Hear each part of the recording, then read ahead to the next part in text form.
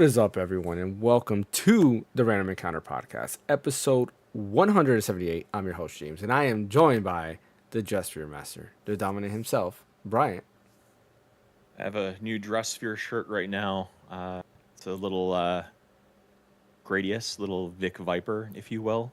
I'm scrambling looking for what the name is of the world in the Adventures of Elliot, but we'll just talk about that later. It's fine. Uh, Live from the Reconstruction period, right? Isn't that what it is? The second area you go to? Or Reconstruction era, I think is what they called it. Yeah, sure. Live from the I don't construction know. era. I don't know what their world you're saying is, like their Earth, I guess, whatever. Anyways, Yeah, they have like a land. Anyway, go ahead. yeah, and we of course we got the great Ace Attorney, Ash Destroy him. Live from the Xanarkin ruins. Nice. You know Okay. what that Playing some means. more Final Fantasy X. Nice. Actually, Yeah, Zenikin Ruins, you're towards the end then already. yeah, pretty much. I was on that boss for a good bit. I had to like lay back. Unalaska? No, No, not that Seymour one. in Mount Gagazat. It's the one right after it. I think it's called something. It was the fiend that got sent by Unalaska. I think it's that big ass dragon. You don't remember finding that? No, I don't remember.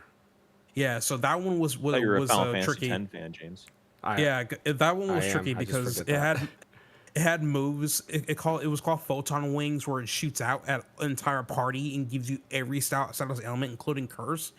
And what was most annoying about this boss is that it kept spamming Kuraga on itself every time. So I had to like lay back and think about this. I'm like, okay, I can't just blitz through my way through this boss.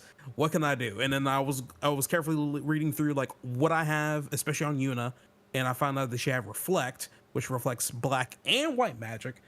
And luckily, with this particular game, you can gotta cure really put it Yuna. on anybody. No, Yeah. I put Reflect on the dragon. Yeah. Because what he's going to do is that when he's at a certain HP, he will try to heal himself, but that Kiraga will go towards one of my allies instead because it got reflected back to the party. You know, that's the strategy I went with, and I'm like, that's to me that was like a really good level design in my opinion for a boss fight. Yeah. If anything, so that had to have me like lay back on my bed and think about this shit, and then come back to it and like play and then just go through the strategy whatever I had, because I'm pretty sure there's multiple ways to skin a cat for this one. But the way I came up with how to beat it, I thought it was satisfying, to be perfectly honest with you. So, but yeah, I don't. that No, I was just saying, I don't know if you saw remember that. James. Yeah, go ahead. But we got a hello from Eternalized in the chat. You know, shout out Oh. to Eternalized. I didn't have the chat up. Yes, Eternalized. Welcome to the podcast. what's up? And then we also had from Foams, I guess is how you pronounce it. Welcome to. I didn't have the chat up. I apologize. My Yeah, chat chat up. wasn't up. Yeah. We're I had talking Final Fantasy X, but we got to have our priorities straight here with the viewers. Yeah, exactly. You're 100% correct on that. Yeah, when it comes to that, I don't remember exactly that part. Because I remember at the end of Mount Gagazat, you fight Seymour, then you leave there, and then I thought you're right after that. Aren't you straight in the So- Zenikin ruins? No, not right away. So you go through this cave essentially, and within the cave there's like waterways you have to go through essentially. And once you're done with that, then you finally reach out of Mount Gigazad and get out of the Xanarkin ruins. But right before you get there, there's that fiend that flies from the sky and is lands right in front of you and stuff. And yeah, I'm trying to look up the name of the boss. For you. Okay. Let me see if I can find it. I gotta do it was a my- weird name, but let me see. I gotta Oh, do you know my- what? I'm such an idiot. This isn't a Gradius shirt. This is Life Force, I'm pretty sure, actually. Oh, yeah, it's Life Force, Force. not Gradius. Oh, man. Oh, Oh, boy. I'm man. in for it. That's Life Force. You know what's funny? I was gonna mention for you, like, there's a Sega Genesis game, and I don't remember if it was Gradius or if it's a different game, but it's similar to Gradius. I remember I always used to play that with my cousin because it was two players, so we'd play it nonstop, and the music was just so memorable. I don't like, and I've mentioned this multiple times on the podcast, I don't like many Sega Genesis like songs because I just don't like the sound chip that they have. They got that feel, like that, like kind of bassy, like MIDI thing. Like it has a unique thing. it's weird. Like some of the songs, like Sonic, the Sonic great soundtrack. soundtracks, Streets of Rage soundtrack, like have Mhm. great songs. But then there's some like the Castlevania. I forget what the one is on the Sega Genesis. Bloodlines, I think, isn't it? Is it Bloodlines? Yeah. So that one, I Me look it don't up. like the soundtrack to it. Like it just sounds weird. I'm like, ugh. And anytime I hear it, I was like, oh, this is a Genesis song. Like I don't like that at all. But there are some great soundtracks on the Sega Genesis because there are Yeah, it's some. Bloodlines. Oh, it is it? Okay. Yeah, there are some great soundtracks on Sega Genesis. I'm not a Sega Genesis hater. I always wanted one. I never had one. I had to use my cousin's. But you know, yeah, So- I'm not a big fan of this. So I found the name of the boss. His name is Sanctuary Keeper. Does that ring any bells? No, it does not. I gotta get Yeah. back So to that part. funny It's been a long time. and funny enough, when I was looking through the guide and how they were fighting it, it's literally the similar way how I handle it by recasting Reflect on Sanctuary Keeper because they just love to heal themselves. So I'm like, okay, perfect. Let me nip that in the bud and play the long waiting game for that one. But yeah, it was a really satisfying fight. I actually enjoyed that fight a lot. How are you So- liking Final Fantasy X? So 10 itself, if it was just a straight up novel, I think I would read through that three times over because I really love the story that it's trying to tell It's for all the interesting. characters and everything. If they were going to do a remake of this game, I want them to like keep everything exactly the way it is and just update the models and maybe recast if anything. I don't know, but I don't want them to change anything about this game. It's perfect for the way it is. In my in my overall honest opinion, you know, the battles themselves, they remind me of the older games back in the day because they're more they want to design level designs to have you think and teach you how to play the game instead of just heading you tutorials back and forth and everything. FF10 definitely does that for me a lot, which I love. But overall, I think what the story is now peaking for me is when we finally like have Titus touch something. I forgot. He was touching something.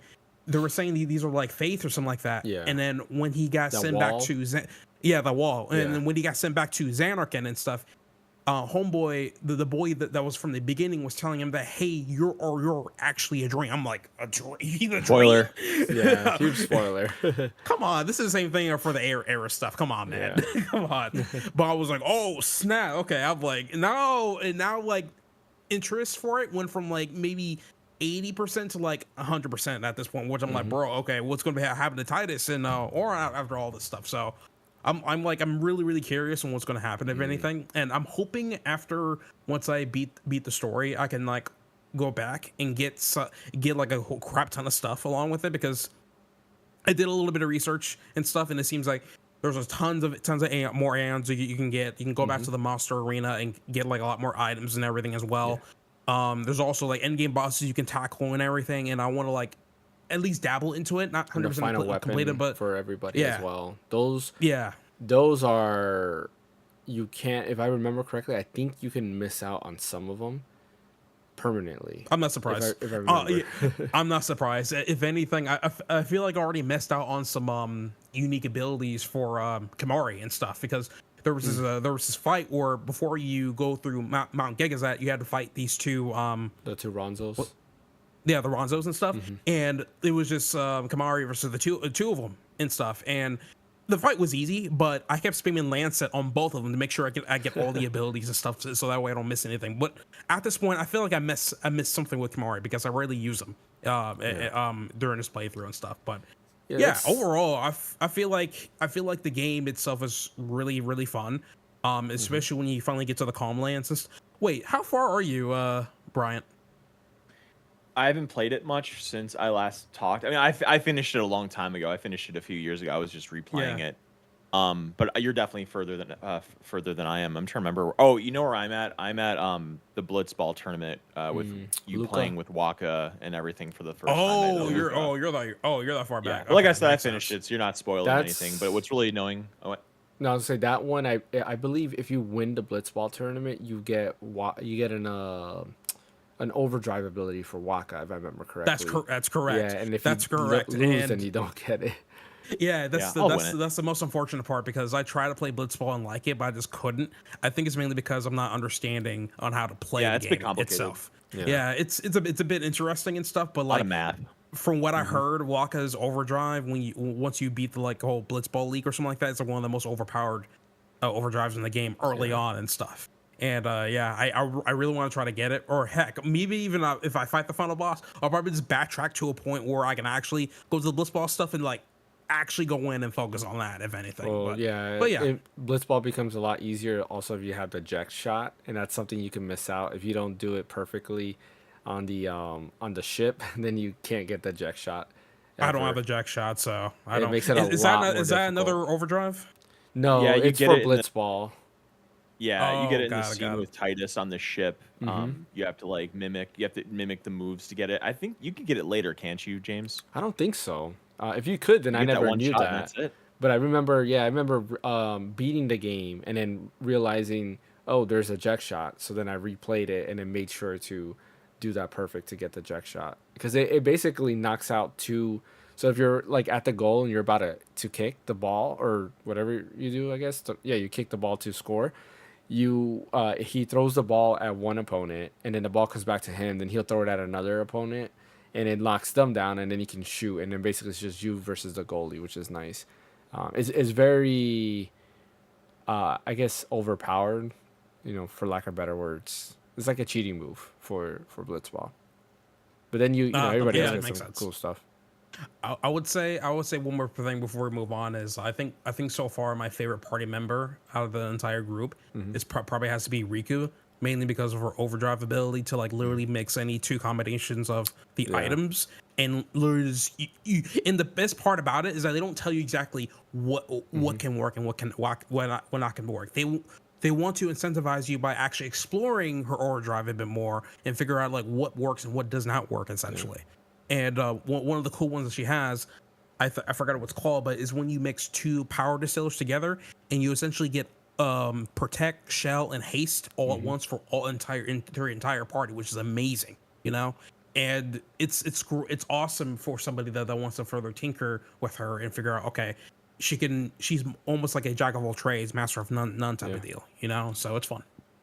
I was gonna say real quick that I'm a trophy hunter, and when I beat Final Fantasy X for the first time, like a few years ago, there's like 3 or 4 of those Albed primers that are missable. That Yeah. if you miss them, you can't get them. They're at the Albed homeworld, and the homeworld gets destroyed. Spoiler alert.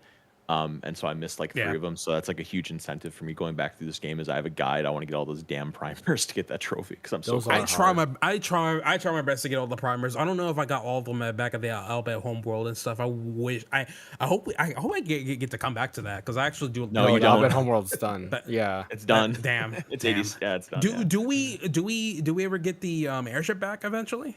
Yeah. Yeah, you do.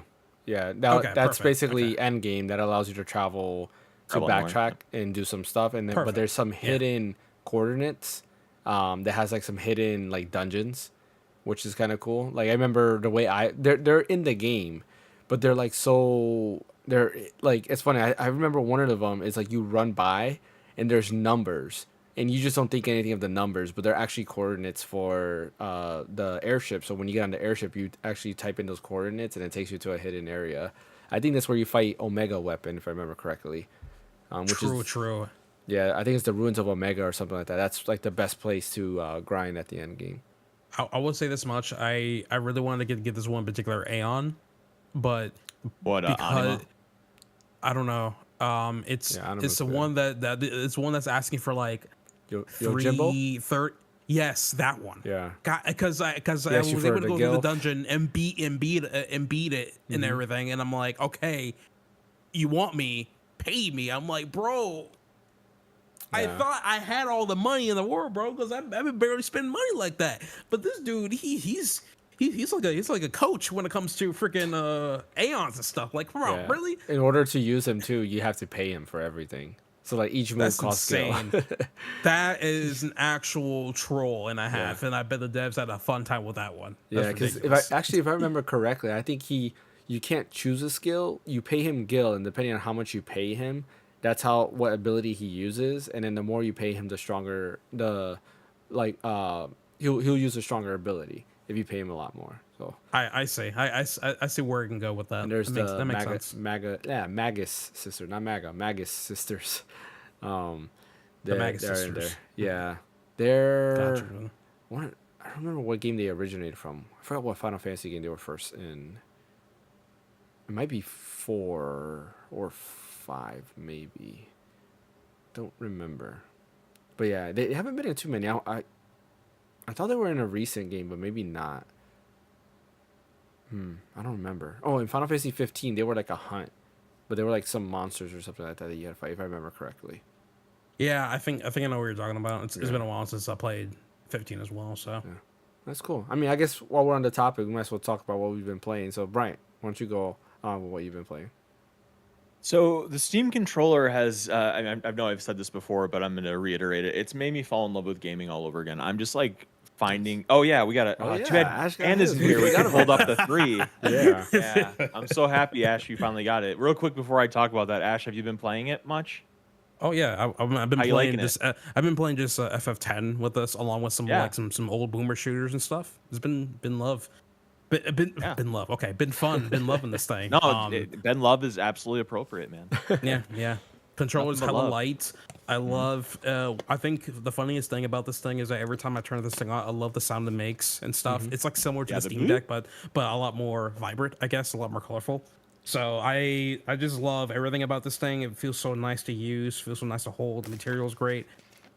I didn't think I was gonna like the puck that much for charging. Love the puck. but it's so much better. It's so much better compared to other solutions and stuff. And it's great. One was also great is that if I don't want to use a puck, I just use a USB-C controller to charge. You know. Yep. So, but yeah, overall, Very versatile. 100% agree with the value of this controller. $100. Do not pay scalpers online for this. No. Just reserve the controller and wait, please. For crying out Hey, loud. if Ash had to do it, anybody else can do it, man. Yeah. Yeah, just please don't give scalpers money. Let them drown in their own debt, please.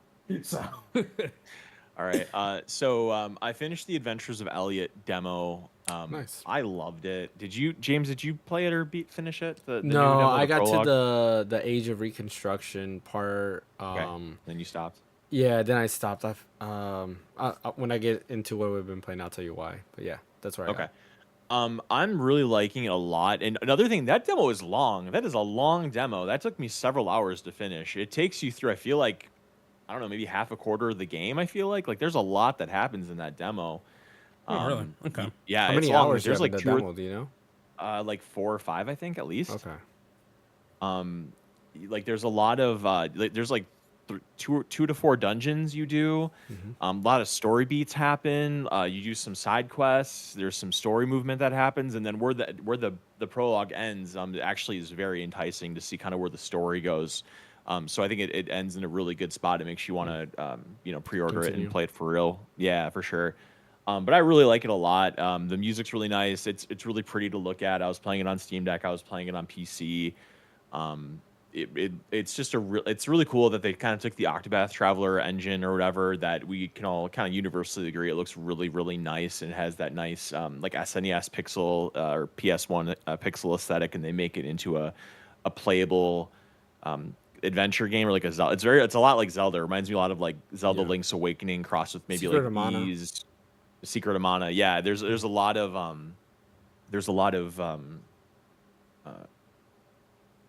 precursors to it, I guess you could say. But yeah, I was surprised by how much like it was like Legend of Zelda. And Ash, something you'd really appreciate is there's some what do you call it, Picto kind of stuff in it, or not Picto, what do you call it, Lumina. There's some Lumina stuff going on, Ooh. Picto Lumina stuff, where you get like fun. 25 points for your sword, and then you can select a number of abilities to make your sword better, like plus better critical hits, Ooh, that's fun. wave form. But then it's like 6 points for this, 7 points for this. So it's a lot like the Picto system in Expedition 33. So obviously I love that. The story's interesting. The voice acting's pretty good. Yeah, overall I really enjoyed it. What else have I been playing? I guess the other major, because I don't want to go too long with this, but then the other major thing that I've been playing is Lego Batman: Legacy of the Dark Mm, Knight, and it is fabulous. It is such a I gotta fun pick that up still. It's such a fun, cute game, and the thing is, the one thing I have to say is like a critique about it is that it starts off very limited. It starts off very slow. It starts off kind of like the beginning of Batman Begins, where you have a very brief encounter with the Penguin's henchmen, and then you go off to train with Ra's al Ghul and the League of Shadows, and you're not Batman for a little while in that game. And I can respect that they want to try to give you some lead up to becoming Batman, but the combat isn't strong enough in these Lego games to do that. It's very simple. At least in this game, it's kind of like Arkham. It's kind of like Baby Arkham combat. And the thing that's unfortunate is that the beginning of the game, you have like no abilities at all. It's just very, okay, X, X, X, X, X, X to hit people, and then you can do a counter occasionally, and it's very basic.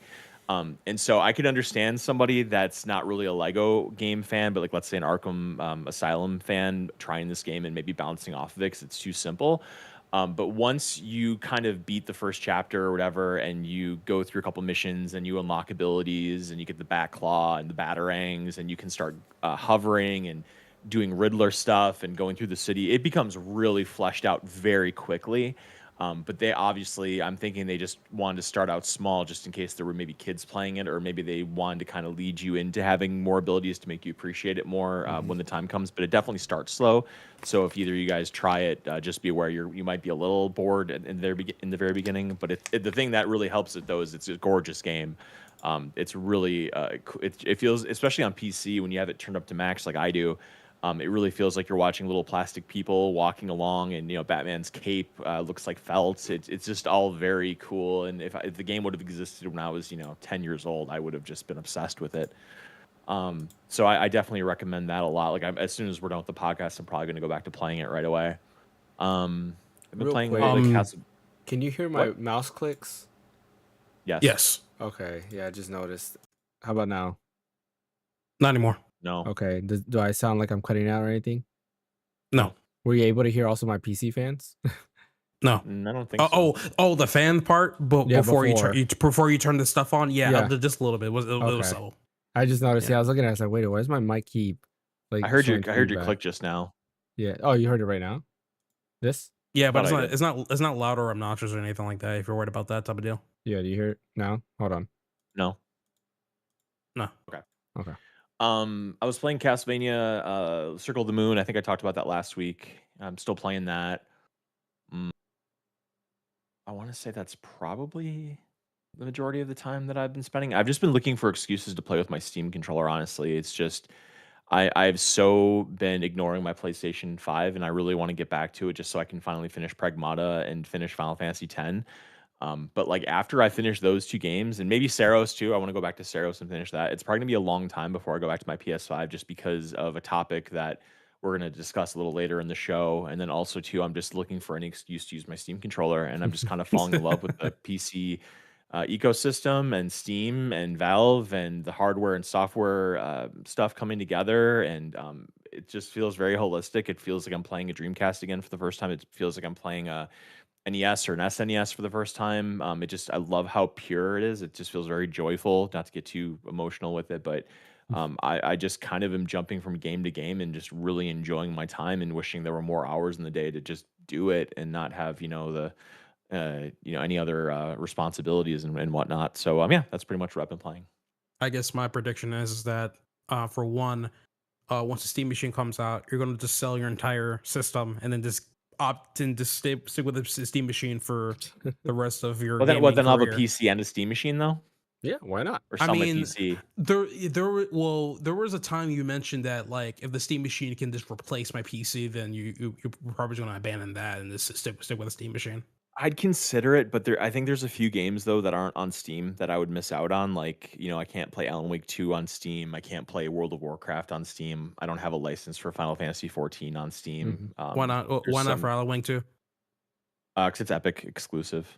Oh, you can use the Hero Games launcher to launch that into the Steam It machine won't. with It no won't issue. work on Steam machine. It's It won't? anti cheat. Yeah. Wait, for Alan Wake 2? That's a Oh, you single said player game. Alan Wake 2. I'm sorry. I thought I heard Yeah, something for else. for Never any mind. anti-cheat related stuff, yeah, that's not gonna work, obviously. But I'm But when sure it comes to Alan like Wake 2 single will come player, out on Steam because I think Remedy's now self-publishing. So I wouldn't be surprised if it'll eventually come to Steam.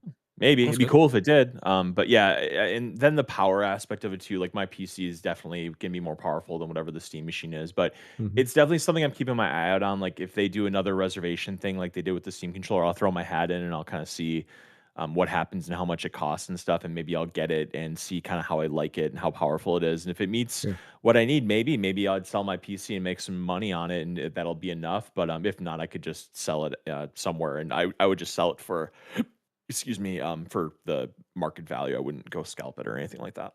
Mm. Mm. We'll see. Well, for me, of course, like Brian mentioned, I've been playing The Ventures of Elliot. It started it off. That demo did drop earlier this week. It was shadow drop just out of nowhere. There was a tweet saying, "Hey, The Ventures of Elliot is available. The prologue demo rather is available." And then of course your save data does transfer over. So I Yep, started it that was the off. number one reason I did it. It was Yep. because I knew that when the game dropped, I could keep going. If that wasn't there, I probably would have waited. Yeah. And shout out to Square Enix because they've done this a lot with their games where Yep. you start off Yep. Final Fantasy 7 Rebirth on Switch 2 and Xbox. You can start the game and then it's the first two chapters and your playthrough will go through or move over to the actual game. Dragon Quest 10 or 11, I'm sorry, it's the first time I remember this happening. And I remember they specifically said, yeah, this is like a 10-hour demo. I was like, 10 hours of a game? Like, this is crazy. I remember downloading on Switch, playing Dragon Quest 11S, and yeah, it was a great 10 hours. And then after that, I just couldn't be more excited to play this. But yeah, I started it off like you mentioned before. I played the previous demo, was amazing, loved it. Everything Is it a about lot this game. different?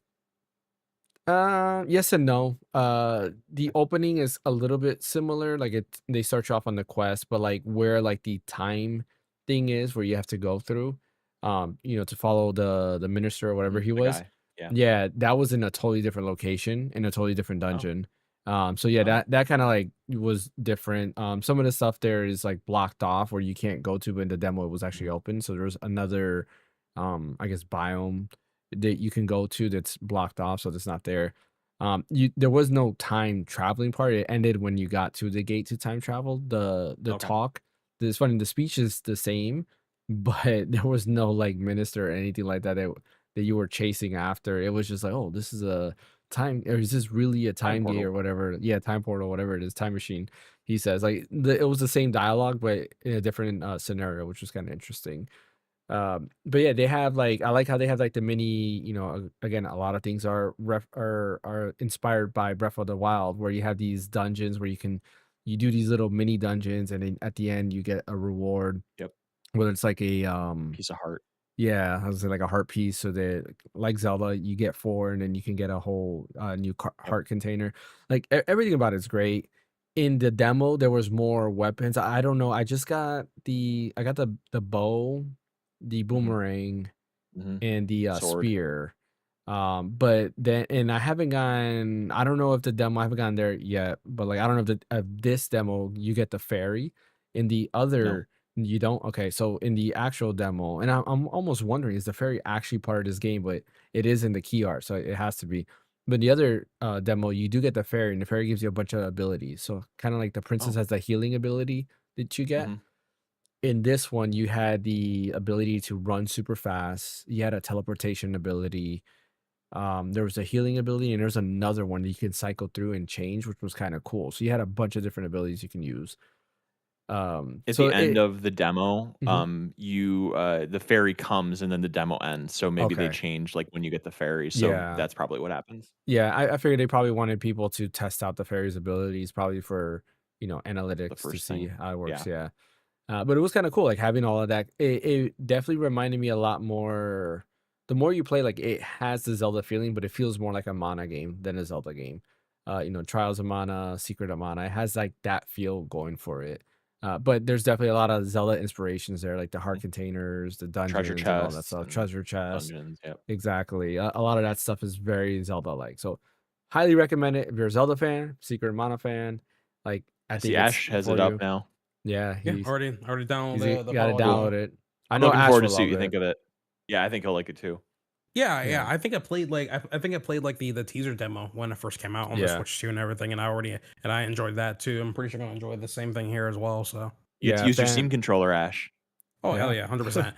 Now, I did to be perfectly honest with you, I was actually looking out to get Elliot on Switch 2 and Hmm. stuff, hoping that it would be on a full cartridge, but it's not. So at It's this not. point, I'm GameKey like, you know card. what?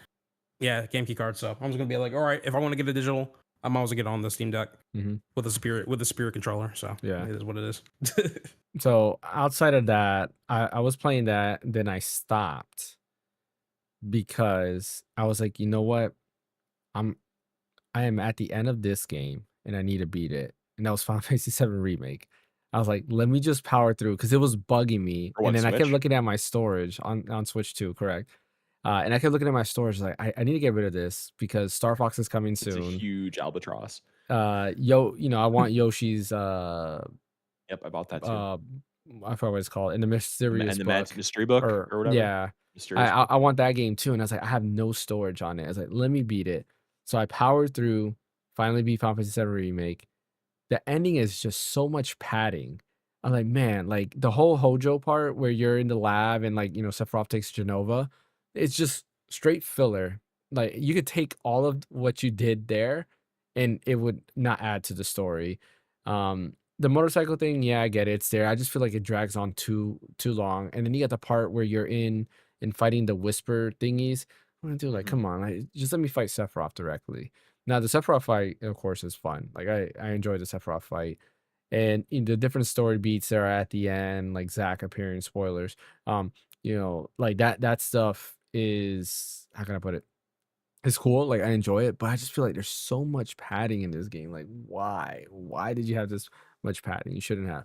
But Aren't the outside of that, whispers thing kinda Kingdom Hearts-esque? yeah, like, there was definitely, it's funny because like, the movements of the cutscenes and some of the stuff, you can see, like, this is definitely Tetsuya Nomura's design, like, you felt it. Mhm. Where I do feel Rebirth for sure, I feel either Nomura had very little to do with it or almost nothing to do with it. Almost like it feels like, and tell me if I'm wrong, 'cause, I think, Ash, you're the only one that hasn't played Rebirth, right? I looked into some stuff about Rebirth, and I was Yeah. comparing to my playthrough on the OG FF7. Mhm. There were definitely some weird changes that they did in the game. I felt Yeah. like the game is Rebirth is less serious compared to OG FF7. Do you agree with that statement? Not necessarily, I would say, because it does feel It's just kind of as a silly game. serious. FF7's a little it's kind of a silly game in general. Yeah, I mean, I could say it doesn't. I think because Final Fantasy VII OG kind of is very streamlined, that the Yeah, tone is very like consistent. Where there's so much padding in Rebirth that it does kind of feel like, all right, why are you not taking this serious? Like, why are we doing this? you know. It kind of loses its vibe. Like on the ship when you fight Genova, it didn't feel the same versus when in Final Fantasy VII OG you fight Genova. It's like, oh shoot, like this alien thing appears and you got to fight it. So it's not really the same. But the biggest thing I feel that about Rebirth, and this is why I know Nomura had either very little to do with it or almost nothing to do with it, it has the Final Fantasy, the Star Wars, The Force Awakens to The Last Jedi treatment where it feels like two different people, which those movies, two different people did direct the movies. In this case, it feels almost exactly the same. It's like, oh, forget the plot of the Whisperers and oh, you're in a different timeline possibly, and let's just kind of do more of the original Final Fantasy VII story. And that was kind of like the thing I did not like the most. Like outside of the Zack stuff, which is very minimal, like they made it seem like Zack was gonna be a big part. And he's almost He like wasn't. maybe a total of like 2 hours of the game, right? It's the opening section and then the stuff at the end, and that's about it. That stuff was a big letdown. So, anyways, I'm excited for Rebirth. I do want to still get it on Switch too. I still want to support games like that on Switch too. Kind of like everybody else, like having the Steam controller makes me want to play all my games on Steam, for sure, or like on PC, Steam Deck, whatever the case might be. But I've been messing with my Switch 2 again because I still enjoy my Switch 2. I still love it. I was playing Mario Kart World. I happened to hop on because I saw the Geek Show was playing, and I was like, you know what? Let me see how the new being able to join while he's in a match works, and it works flawless. Like he was in a match, he had a Nice. group, and I just went and pressed the join button, and I went right into his lobby, and I was able to play with everybody else, which was kind of cool. So it That should have been there definitely, from day one, yeah, man. Yeah, exactly. 100%. Yeah, It 100%, man. it's more streamlined like a modern game now, which is kind of cool. So if you guys ever hop Yeah. on Mario Kart World and see me, if I'm playing Just jump on. online, you could just join in and you'll be in the lobby being able to play with everybody else, which is kind of cool.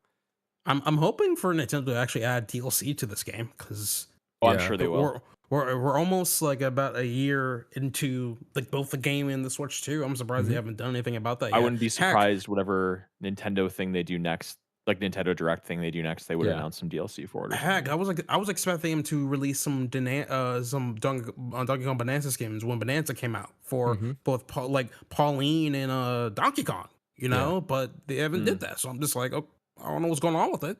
Yeah. Hopefully there's more stuff. So yeah. No, I agree. Like I said, I'm excited for what Nintendo brings to the table. Like I always love Nintendo. Um, like the Switch 2 itself and the games it has and the library that it's building up. I do enjoy. I wanted to buy Tales of the Abyss. Um, or not Tales of the Abyss, I'm sorry. Tales of Arise. Tales of Arise. Yeah, I wanted to get that, and then I was seeing on Twitter, like, everybody was like, "Oh, like, it's a horrible port, blah, blah, blah." But then I started seeing video footage, I was like, "This is not bad. It's a locked 30 FPS," and, I watched a streamer play it, Orbology, and Mhm. she is like, "What are you guys talking about? It runs fine. It looks good." Like Yeah, I maybe saw some her over quote on hate. that, Yeah, and I was like, "Okay, it looks fine," and it's funny because she was the first one to say stuff about the Switch too, like, she wasn't a fan of it in the beginning. yeah. She Uh didn't get one for like a year. Yeah, I remember that, like, "Oh, I'm never gonna get a Switch 2," 'cause I remember seeing the tweets and stuff like that. But, like, after, like, looking at other gameplay, I was like, "You know what? It doesn't look that bad." Like, I own it on PC, but I might pick it up on Switch too because it comes with the DLC, which I don't have the DLC on PC, so we'll see, like, going back to Final Fantasy VII Remake, the fight with Jenova there, even though that's running at 30 FPS, if it's, like, a super solid 30 FPS. Like, I was very impressed, like, looking at it, I guarantee you, like, if somebody is not consistent with frame rates and looking at frame rates, they would think it's 60 because it's so smooth. And I was like, wow, like the game looks gorgeous and it's running at a consistent 30 with like no drops.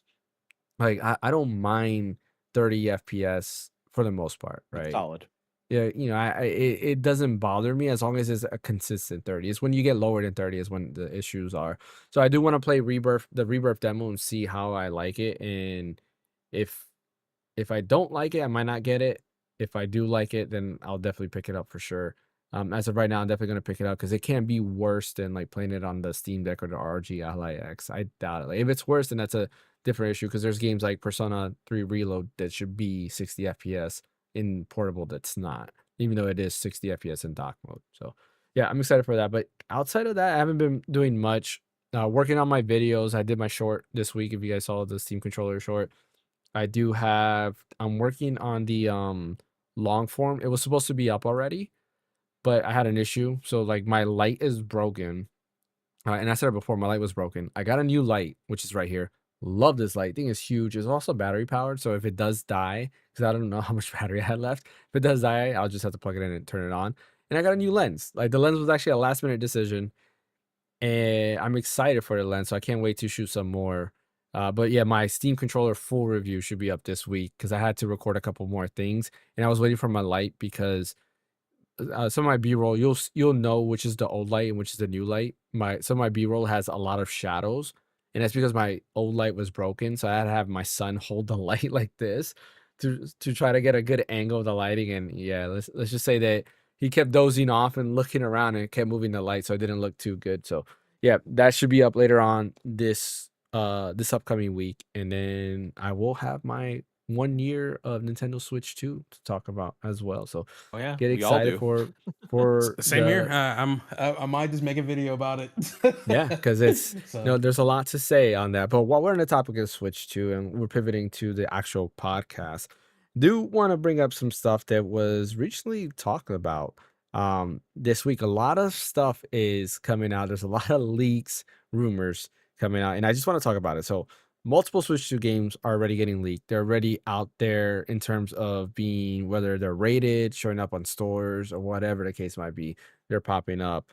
Devil May Cry 5 Devil Hunter Edition was already listed and is showing up already.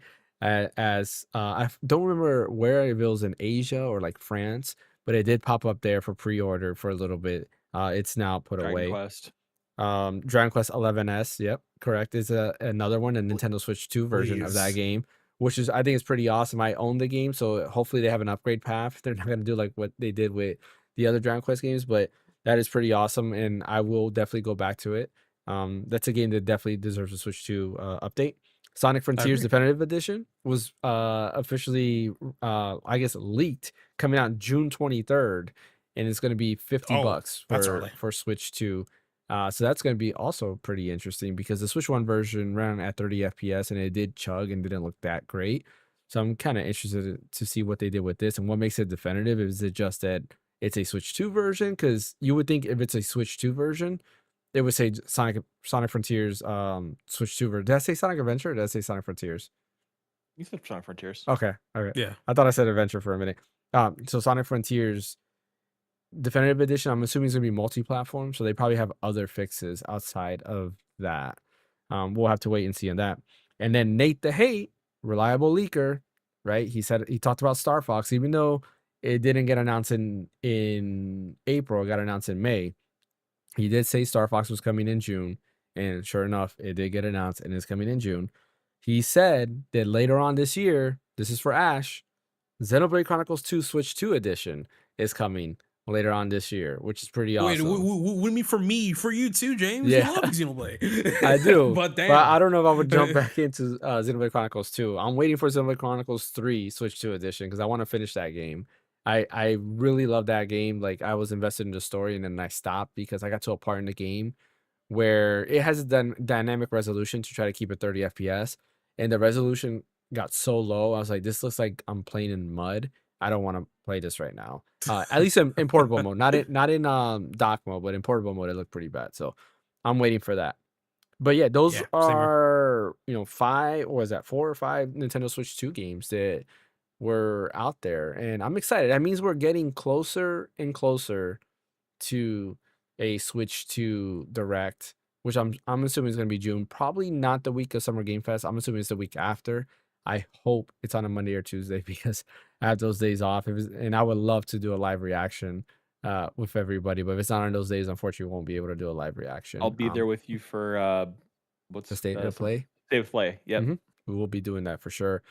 But yeah, I'm excited for that. And there's also the Nate the Hate did say that also Ocarina of Time remake is also coming this year, which that one I'm super excited for. That'd be Oh, he crazy. said that? Yeah, Okay, he that's said that as well. Oh, so Printing money. that's Printing actually money. going to be a thing. Okay, cool. Yep. All right.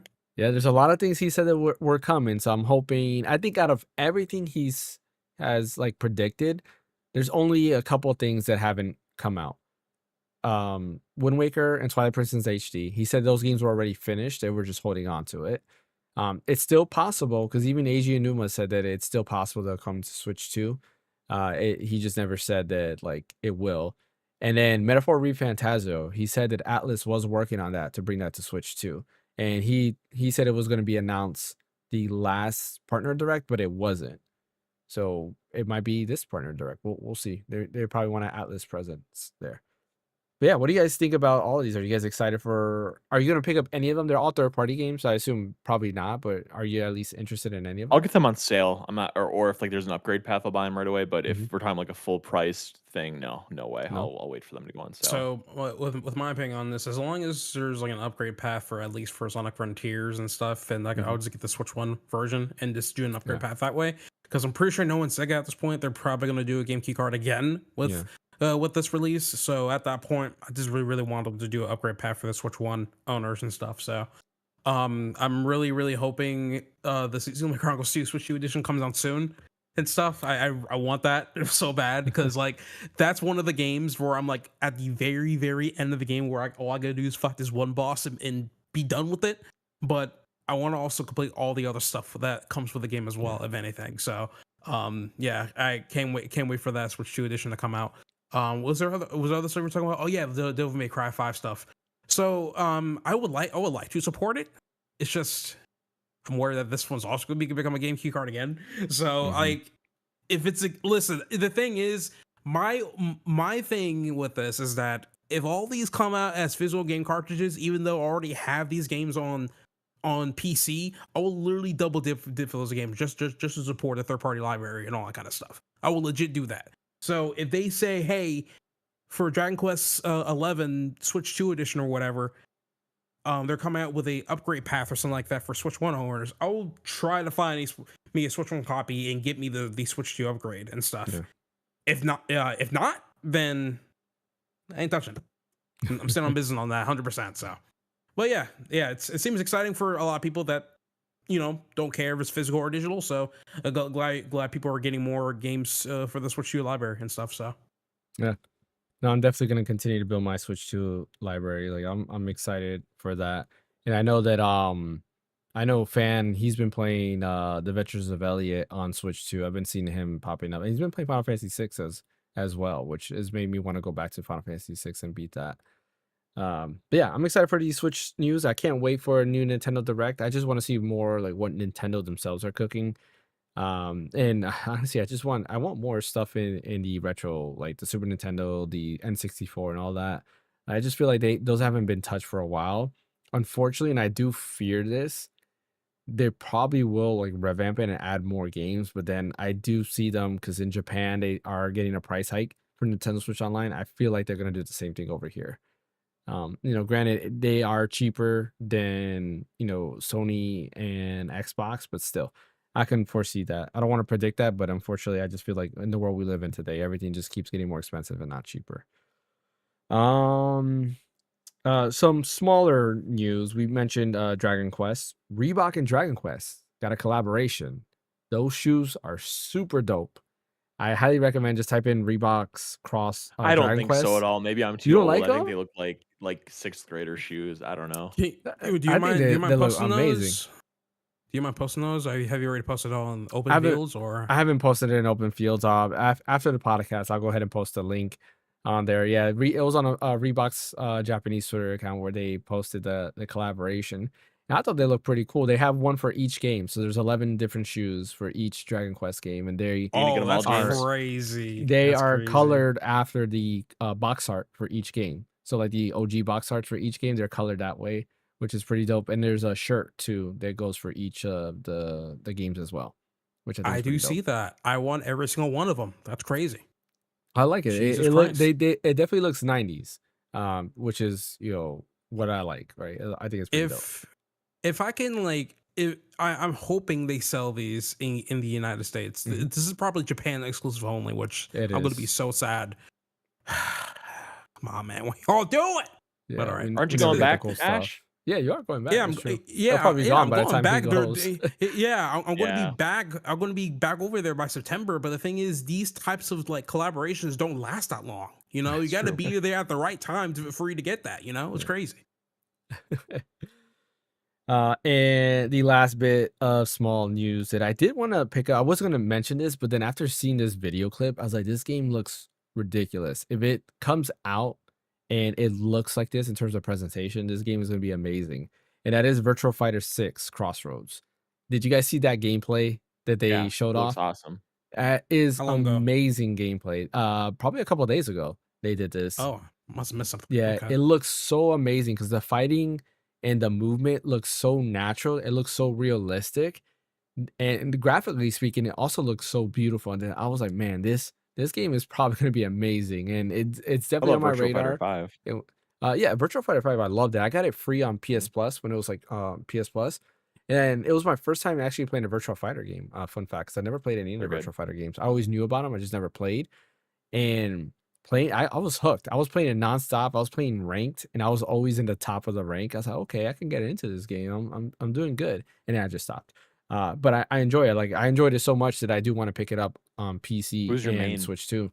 I was using. So I started off with the main guy. I forgot his name. Isn't it Akira? Yes, it is Akira. And then I switched over to the Shaolin monk guy. I forgot Okay. what his name is, but he was like my go-to, and I loved his fighting style, and then I stuck with him, and that's how I was winning. I forgot what his name is. I don't remember a lot of the characters' names. Actually, I don't remember any of them. Akira is the only one because I remember staring at his Smash trophy in like Super Smash Brothers and stuff like that. I chose Jackie Bryant because his last name was my first name, and his fighting Uh, style is Jeet Kune Do, which is Jet Li and Jet, no, it's or Bruce no, Lee's. Bruce Yeah, Lee and Oh, Spike Spiegel's fighting bro, style. yeah, bro said Jet Li. I'm laughing. Yeah, I meant Bruce Lee. yeah. It's all good. That's all good. No, I did try him out, and I just couldn't get it. I guess the Shaolin monk is supposed to be like the monk that Bruce Lee fought. I forget what his name is.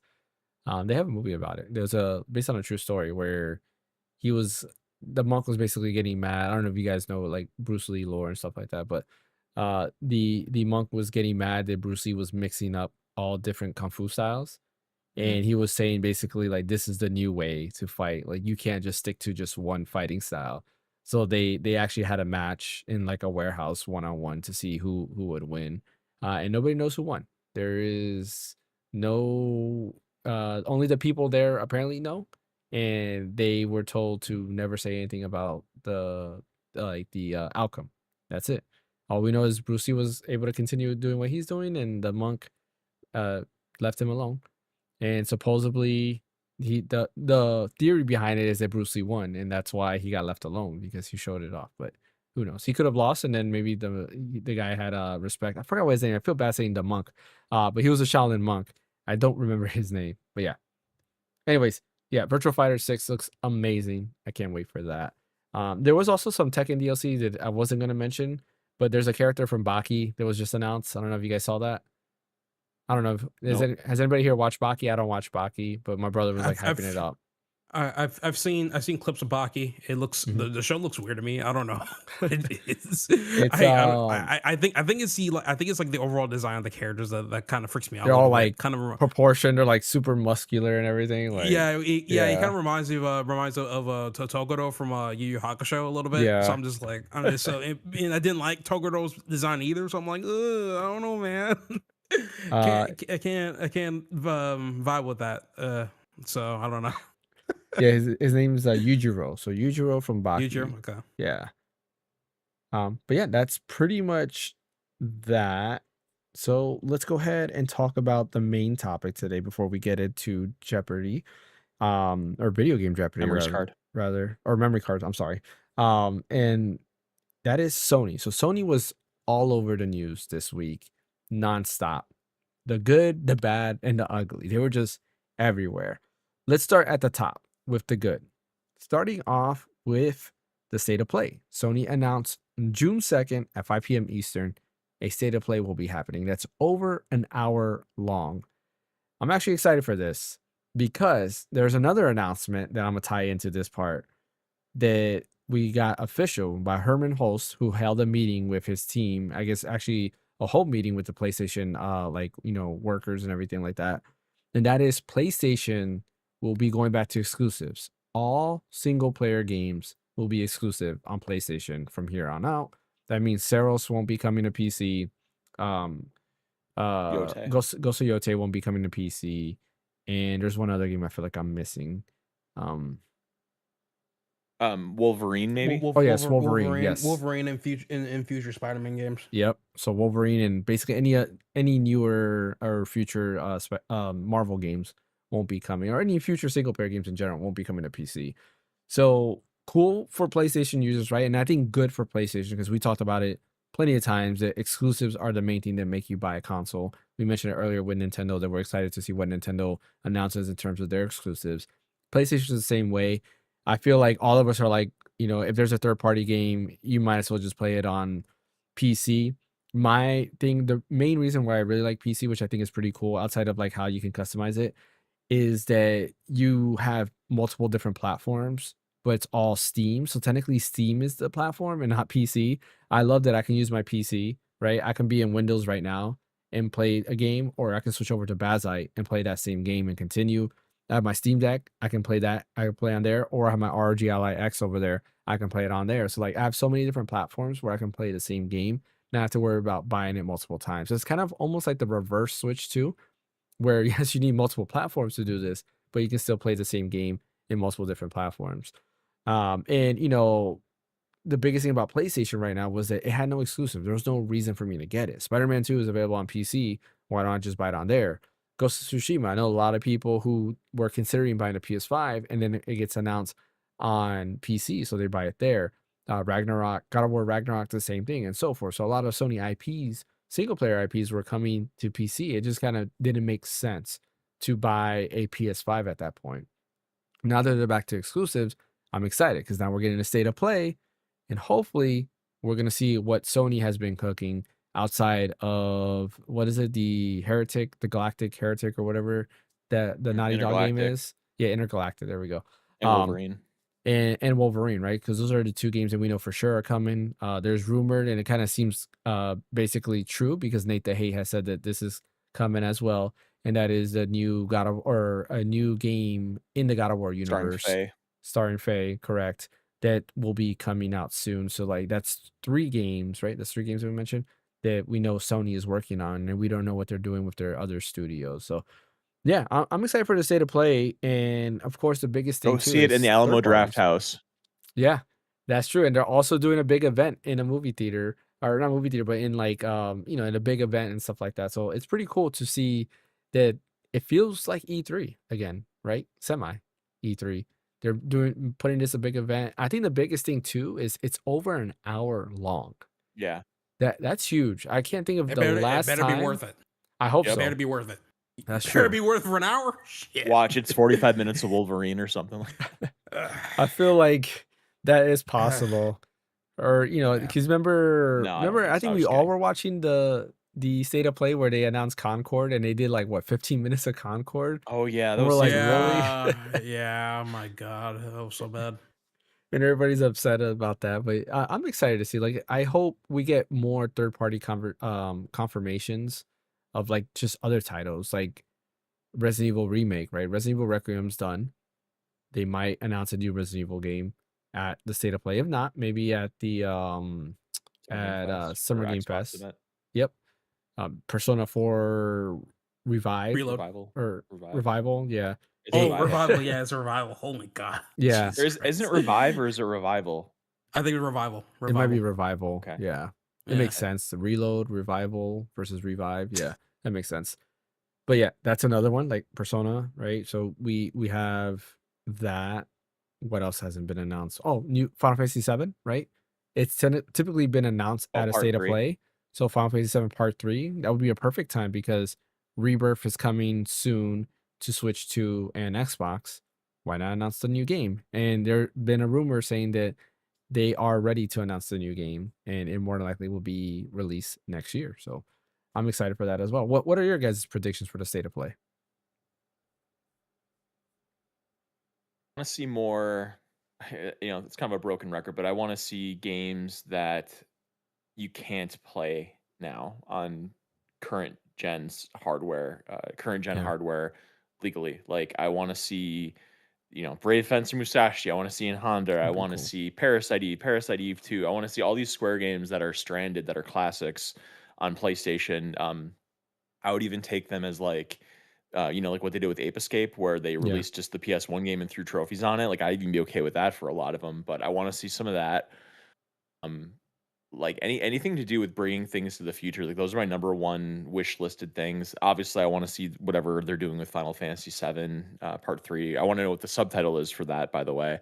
Maybe it'll be Revive as well. For Final Fantasy 7 Persona 4 Revive, yeah. Revive, Final Fantasy 7 Part 3 Revive. Resident Evil Revive will be the next Yeah, one. Resident Evil Revive. Yeah, like it's an hour long. You can go get a ticket to see it at Alamo Draft House. Go see it in the big screen. Like if I wasn't with you guys, I definitely would go see it on the big screen because I feel like having that energy with a group of people like that are excited for what Sony's announcing and everything. That's really fun. Yeah. And it's something they haven't done for years, by the way. It's been probably like 5 to 8 years since the last time they did that because I went to a couple of those back in the early 2010 or back in the late 2010s.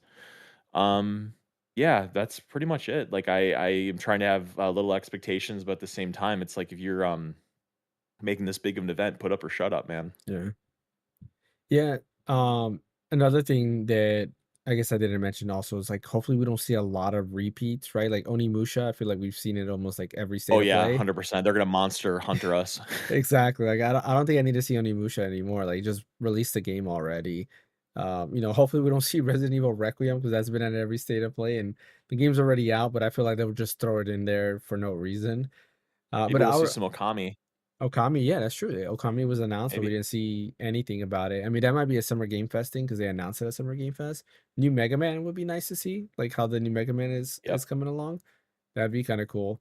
Uh, yeah, I mean, overall, I don't actually know. Ash, do you have any thoughts on what Sony like or any prediction of what Sony might show?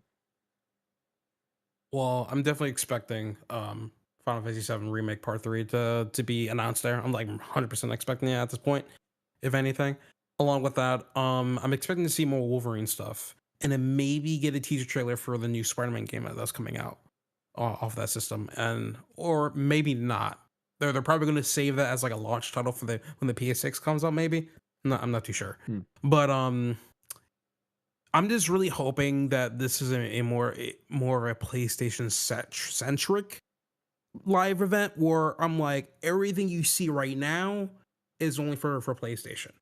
It's not for freaking Xbox, Nintendo, or even your PC. That's what I'm hoping for, and I hope they stand on business on that type of deal. All right. And it's gonna be interesting going forward because I want to see the numbers of certain IPs that wind up getting a lot more revenue for certain platforms and stuff. After the 1 year exclusivity deals, I think one good example is Stellar Blade, Mm. where once it went to PC, it actually wound up outselling the PS5 version of that game and stuff.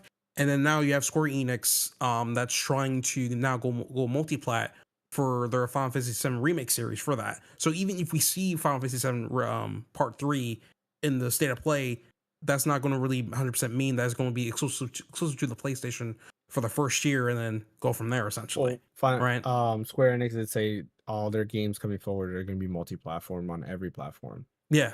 Yeah. Yeah, exactly. So it's going to be interesting to see because maybe Screen has already saw the vision on how much revenue they can bring in by going multi-plat, and it won't be 100% band for band for each release and stuff. It may work out for Screen Enix, but it may not work out for what's another studio. It may not Capcom. work out for yeah, it may not work out for Capcom to where they may have to do some exclusivity deals with Sony to make sure they reach certain profit margins for Or their IP or something like Atlas. that. Yeah. Yeah, Atlas Atlas is too. Yeah. infamous for PlayStation exclusive. Well, I guess Persona But 3 the but Reload was but the first but one. the funny thing It about that is wasn't. that the funny thing about that is that P4 Revival got announced on Xbox Xbox, that's Direct or something true. like that. So Yeah. that's already gonna be multi-platform anyway at that point. So it's gonna be interesting to see going forward on what are there going to be like the main Sony games that you know for a fact is going to stick with Sony for from this going forward at this Yeah. point, because we're at a time where there's certain devs that are realizing that hey, if we go multi-plat, we'll have a higher chance of getting more revenue back based on the development costs versus doing a exclusivity deal with Sony or Xbox or something like that at that point. So it's gonna be interesting what to see going from there, if anything, you know. Yeah. Yeah, I agree. Like the balance of exclusivity is going to be the hard part, right? Like, I mean, shout out to Nintendo because I want to say right now they're the only company I know that has a third party exclusive, right? And that's Orbitals. Orbitals is Yeah. coming Switch 2 only as of right now, right? Whether it's a launch exclusive or comes later on, that we have yet to know. But they have that where Sony doesn't really have like anything right now that I know of this third party exclusive, and then Xbox doesn't have anything either.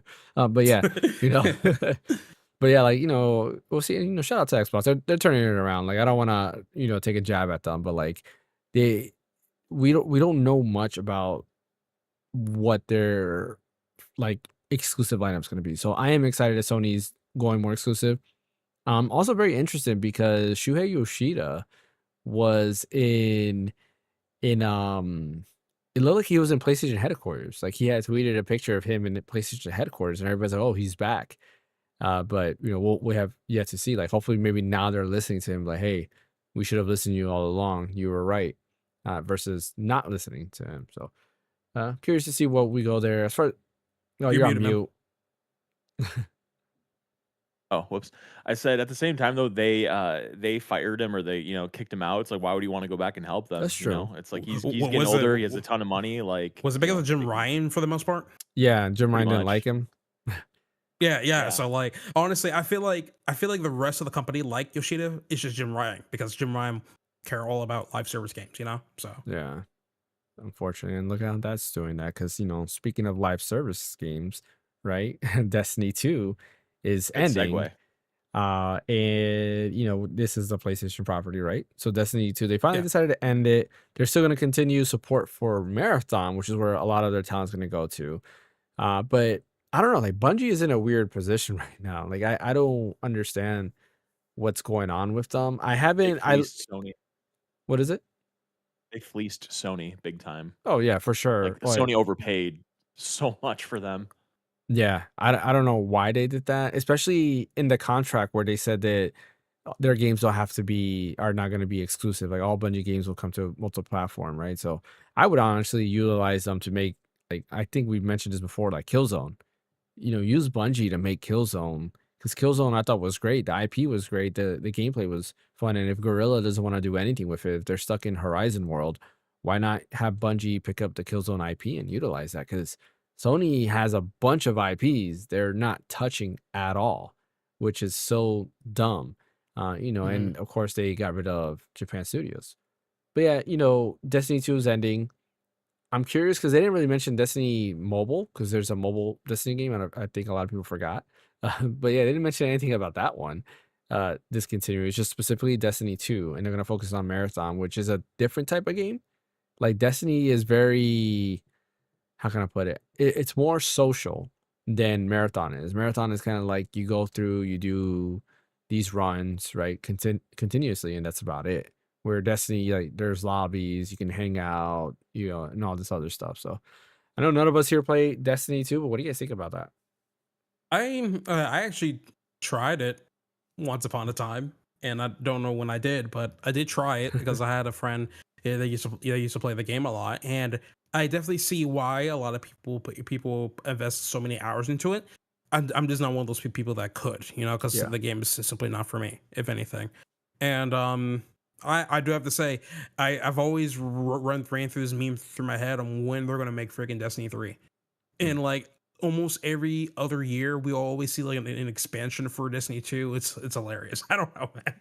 I don't know how many expansions they have now. Is it like 5 expansions Too many. they have? Yeah, too freaking many. And I they feel have a like lot. they already made a good amount of money off of Destiny 2 as it is from that point. Yeah, It's just the overall problem is that when live service like that ends, right? You're kind of taking away some of the value. Actually, no, I can't say that because Destiny 2 is literally on every other platform, so I can't say that. hmm But at the same time, though, it's just it's taking away something away from Bungie per se, which can also be more risky of them, be at risk on like laying off a whole bunch of people, which we already seen that already for based on the yeah, news and stuff. It's just I don't want them to over rely off of live service games because when you just put all your eggs on one basket on one category, then I think that's when you're going to have a huge downfall for a company like that because that yeah, company's been around for a good while at this yeah. point. They're the ones that made Halo for crying out loud, and if we hmm lose a juggernaut like that, then like what the heck? All because of freaking live service. Like live service is great, don't get me wrong, but don't make that as like a side thing, not as your main appeal. If that makes sense, right? Yeah, So. Well, the problem though is that you have to look at what Saros sold, and that kind of tells the tale of where Sony needs to. They need to be in the live service space. Unfortunately, like I don't play live service stuff for the most part. I'm all about single player experiences and everything like that. But you have to look at where the audience is and where they're spending money. And right now, it's with multiplayer, it's with yeah. live service, and Sony is yet to find their diamond in the rough to kind of The get some of that money. the problem is that and these certain YouTubers called out this issue is that like when it comes to modern gaming, live service takes up like 70 or 80% of that. And when you have live service games, they typically have overinflated budgets compared to other projects and stuff. Yeah, And when you don't make if you're not making the right amount of profit returns on those types of things, then that's where you take a really really huge hit on those things. And I feel like hmm there needs to be they need to go back to the drawing board and figure out on how to optimize their budget to make the best games possible. And we've seen that done before in the past. You don't have to spend so much money on a live service project just to make back some money. You can Yeah. scale back and make smaller projects, one hitters and stuff, and be fine with that, you know? And if anything, I do agree with you, Brian, on this, because like if anything, Sony kind of is now too deep in the hole of live service stuff, so they can't just pull themselves back out of it that easily, if anything. So, but I don't know, man. It's one of those things where like live service can stay, but you can't make that as your primary thing, you know. So I agree with they have to find some way to get their piece of the pie of that market though. I agree. mhm. I wish they would just be single player focused and local experience focused because that's what I play games for. But Yeah, and you know they should keep on doing exclusives that are like that, but they have to find a way to get their perpetual money just keep on churning. But going back to Destiny 2, what's really unfortunate about Destiny is that I love the gunplay in Destiny. It's mhm. so satisfying because Halo's gunplay was satisfying. That's a big reason why it was such a good game. Destiny's gunplay is great. It was aesthetically gorgeous. I mean, I think Destiny 1 came out in 2014 and Destiny 2 came out, I don't know, like 2017 or 2018 or something. I don't remember. Um, but I just remember it's a very aesthetically pleasing game. The story, from what I've been told, is very interesting. Some of those expansions are very rewarding with good characters, good writing. The powers are cool. The guns are great. The problems I ran into it, like the main reasons why I couldn't get into Destiny, were because one, the onboarding is really not good. Like getting people into it for the first time, like I had to turn on Destiny right now. Um, I would have no idea what to do. Their menus are so confusing. Like you see this map of Yeah, the solar system, and there's all these icons everywhere. It's like I have no idea where to start. I don't know where the story is. I don't know the path I should be choosing. And it was a very commonly criticized aspect of it was just how it's not friendly to newcomers at all, and that's unfortunate because if I had a way to go through it that felt welcoming and a way to get what I needed from the story and get the gameplay systems explained to me and stuff, I probably would have gotten into it. But every time I logged in and like went through a mission, I'm like, I have no idea what I'm doing or why I'm doing it, and it just felt kind of pointless. So I never dove in.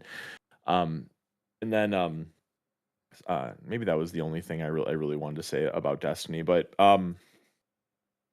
it's a shame. I know there's a lot of people that really like it. I think that it probably should have ended a little probably sooner because I know that a few of the later expansions after the final shape weren't looked at as favorably. Um, but yeah, you know, RIP Destiny, and I think it's gonna be really interesting to see what Bungie does after this. Like they're gonna pour resources into Marathon, which you know, good on them. But I just don't think Marathon is it's a very niche game. I don't know how mass market appeal it has. The extraction shooter genre. It's very intense and stressful, from what I understand. Like losing your loot and your gear and stuff, and having cutthroat NPCs and cutthroat players around you. I want to try it just to see how badly I get annihilated. It might be kind of fun. And I heard it's good for people that do like it. But are they going to go Okay. to Destiny 3?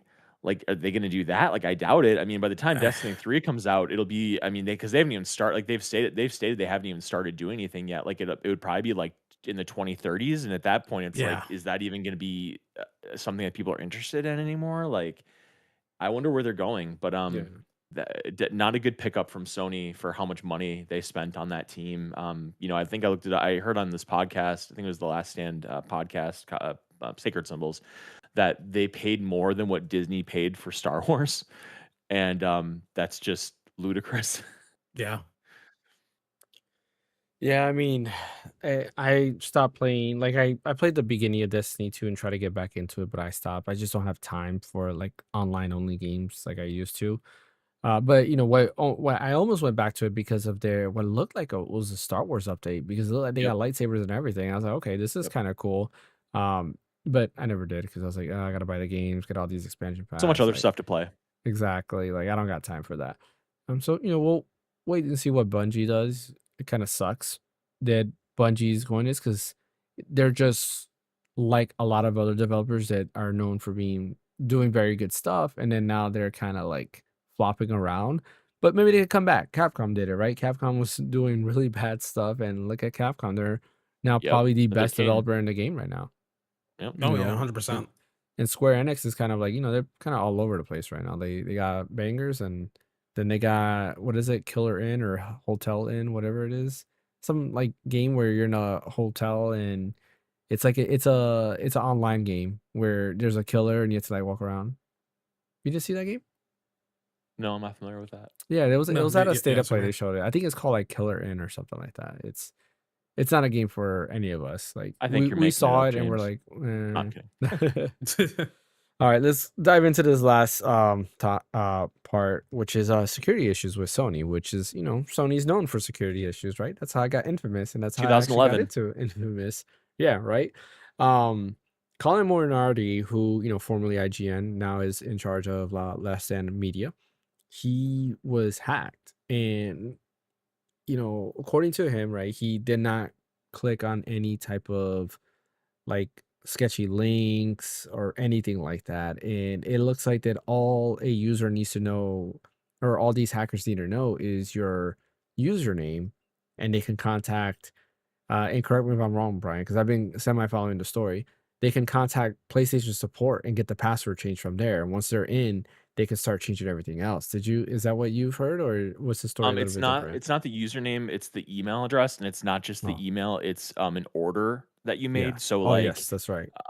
what's scary about that is it's like if somebody looked at my trophies, they'd see like, Resident Evil Requiem, right? And they'd assume that I probably got Resident Evil Requiem the day that it came out, or it's at least a somewhat safe bet that I got Resident Evil Requiem the day that it came out. So they could say, "Hey, this is my email address," and they know because email addresses are those are everywhere. Yeah. They're not a sacred thing at all. They're leaked everywhere in every capacity, from companies to everything. Everybody's email address is out there. So hey, this is my email address. I made this transaction for this game on this date. I lost access to my account. Let me in, let me change everything, and they just totally wipe everything out. And what's crazy about that is it doesn't matter if you have two-factor, it doesn't matter if you have the strongest password in the world, it doesn't matter if you have a passkey. They give complete access to whoever has those two pieces of information, and that's how he got. I wouldn't even call it hacked; it was more so social engineering, because they have these folks, that they just these customer service folks that I don't know if they're just not uh, knowledgeable about how these things work, or if they just don't care because they don't make a lot. Like I have no idea, but it's pretty it's scary. Yeah. And it kind of sucks because like my brother got hacked, and I remember he was able finally to get his PlayStation account back. And I was actually surprised of how easy it was for him, because he just had to show his email. I think it was proof of his email and something else, and he was able to Maybe like a get serial number or like, something. I don't remember exactly what it was, but they did it quick, and he got his account back, within the Oh, day. that's cool. That's encouraging. How long Um, ago was it? Maybe 3 or 4 years ago, because he got hacked Okay. and he just never went back to it. Like he stopped playing his PlayStation because of that. Mm, Um, understandable. but yeah, he finally like got the account back, because he I forgot what it was that he wanted to buy, and he's like, well, if I can't buy it and I can't play it, then there's no point in getting it. But anyways, so him getting his account back was kind of cool, and I was always like kind of like impressed. I was like, that was pretty simple. Like usually it's a pain to get your account back if anything has gone wrong. If you even forget your You password, can get it back. like yeah, like Google, for example, my wife doesn't remember her Gmail, and we've been trying to recover her an older Gmail address that she had. And we know the Gmail address, we just don't know the password, and we can't reset the password. Like it's done. And I was like, man, like imagine if we were able to do that with that, we would be able to get back into that Gmail account, but we can't. So yeah, it's interesting, and it also kind of sucks because like you see the world we're in, where our lives are basically all into like technology, that you have to be very careful. And knowing that there's other ways around that, I know Sony's probably going to work it out, and they're going to make it a Hope. lot difficult to recover for people who actually get hacked, and need their stuff to get wiped. But now there's like an extra layer that, yes, it's going to protect people like Colin, but I also feel like there's going to be a negative side to it, where my brother, right, who actually got hacked and needed everything to get wiped so he can log back in, it's gonna be a lot harder for them to do that. You gonna say something, Brian? Yeah, because I listen because I subscribe to Sacred Symbols. It's one Hmm. of my podcasts I listen to every week, and He was saying that the two main things that he wanted to get out of what happened to him is he realized that he wasn't a staunch enough supporter of those that got their accounts taken from them. Like he kind of was like, "Oh, you guys were probably just being idiots, or you guys probably clicked on something, or you Hmm. guys were doing something wrong." And he realized like, no, like it just happens to these people totally innocently. And he says he wants to use his platform to make it, because I mean he's the biggest PlayStation podcaster in the world, and so he wants to make his platform to make it well known, like all the people that are this is happening to. And then the other thing he wants to do is he wants to try to reunite people with their accounts that lost their accounts because of this stuff. And he openly says that the main reason he got his account back was because of his connections Yeah. with Sony, and because of all the people he knows over there, because of his podcast and PR connections he's made from IGN and all the rest. Um, and he says he's under no illusion that if he were just a normal guy, that it's likely he still wouldn't have access to his account, and maybe never Yeah. would have access to his account again. And it's like we spend so much money, and Sony promises us this digital future, that and I don't think physical games are necessarily the answer either, because your house can burn down or you can get burglarized or whatever. So I'm not saying this is inherently a problem with digital games, but I'm just saying in general as a security thing, that they say, okay, yeah, come to our platform and buy thousands and tens of thousands of dollars worth of games, but there's holes in the door to get in to keep you secure. You can do two-factor authentication, you can do a passkey, you can do all this stuff to keep yourself secure, but at the end of the day, it just takes a customer service person that is sympathetic or isn't trained or isn't aware of the scam to just give everything away. And if you want to get your account back, Hmm. you'll be lucky if you get it by next Thursday, Yeah. or if ever. So they have, I mean, their next console, I would bet at the very least is going to be as digital, if not more so. I mean, the rumors are it's going to be a Switch-esque thing where it's like a portable PlayStation, like that's what the PlayStation 6 is, which would be fully digital. And if they want people to go into that world, like even digital only skeptic people, like there are people that don't believe in the all digital future, and that's fine. But if you want to convince those people to kind of to do that, you got to have a pretty airtight security, or at least a method that is a lot more consistent than just you know tens and tens of thousands of dollars on your PlayStation account or whatever. And if it gets hacked, oh gee whiz, I really hope I get it back. It's like, no, like I better have a way to get my account back and prove that I am who I am and get my account back. So I really hope they take this to heart and realize how negative this PR has been for them. And I mean, and like I was just talking about at the top of the show, I'm playing Steam stuff like crazy right now, and I have no, I mean, knock on wood, but I just feel like Steam customer service, if something like that did happen, they would work with you to help get your account back, because their customer service is just really has a really good reputation, Hmm. and they're pretty well trained and everything like that. And I just don't have that same fear. Whereas PlayStation, I mean, they have a string of failures of online security that you can go all the way back a ways. Yeah. 100%. Ash, anything to add to this topic? Yeah, it's just it's a couple of things. For one, I wish Sony was a bit more active with this type of hack, especially social engineering aspects and stuff. Especially the fact that all they needed was your username and the last purchase you made, which is ridiculous. Yep, the date That's too, I ridiculous. think. But yeah, Yeah, that I think they had such an outdated system they forgot to change that or something. Which I don't. Which that in itself doesn't even make any sense, because I'm pretty sure they have a GRC department. Which, if you guys don't know what GRC is, they're pretty much like the main guys in cybersecurity that create like the security compliance stuff over there. And they normally review all these things to make sure everything's like airtight as it can possibly be. And I'm surprised they never bothered looking through on how can a person can retrieve their account. That's like that was a huge oversight from their end. Um, but for one thing, I would say for everybody, right? Which I'm not even sure if Sony accounts can support this, but I highly recommend this getting yourself a security key. Looks like this here. Yeah, and like This the will save UB you. keys. Yeah, this will no, save they're you lots of worthless headaches. How they're for worthless. PlayStation. For play no for just for, I'm not talking about in general. I'm saying for PlayStation, they're worthless, because if you call and you have that information, they wipe all of your secondary authentication out. They give complete keys to the castle to the hacker. Oh wow. Okay, I didn't Yeah. know that. That's Yep. also another bad security crazy. practice from Sony's side. That's actually crazy. Oh wow. Yeah, they definitely had to review the whole thing, and I'm just surprised. Sony needs to go back to the drawing board and actually like rehire the entire cybersecurity team, especially the GRC side, so that way they can make sure they don't have any breaches like that. Which it's crazy. Okay, yeah, because Yeah, I Ash, hate. I know you have experience in this space. Go read up on it. You'll be horrified, I'm sure. Yeah, I'm pretty sure I'd be horrified at it. And I heard things about it and stuff. It's just like I didn't know it was that bad to begin with. Yep. And it's just, uh it's one of those things where you trust yourself when it comes to ownership, or you trust, the third party. That's up to you on that at that front. For me, I want to have responsibility for my own shit at the end of the day. And that's why I stick with physical for the most part. So, but yeah.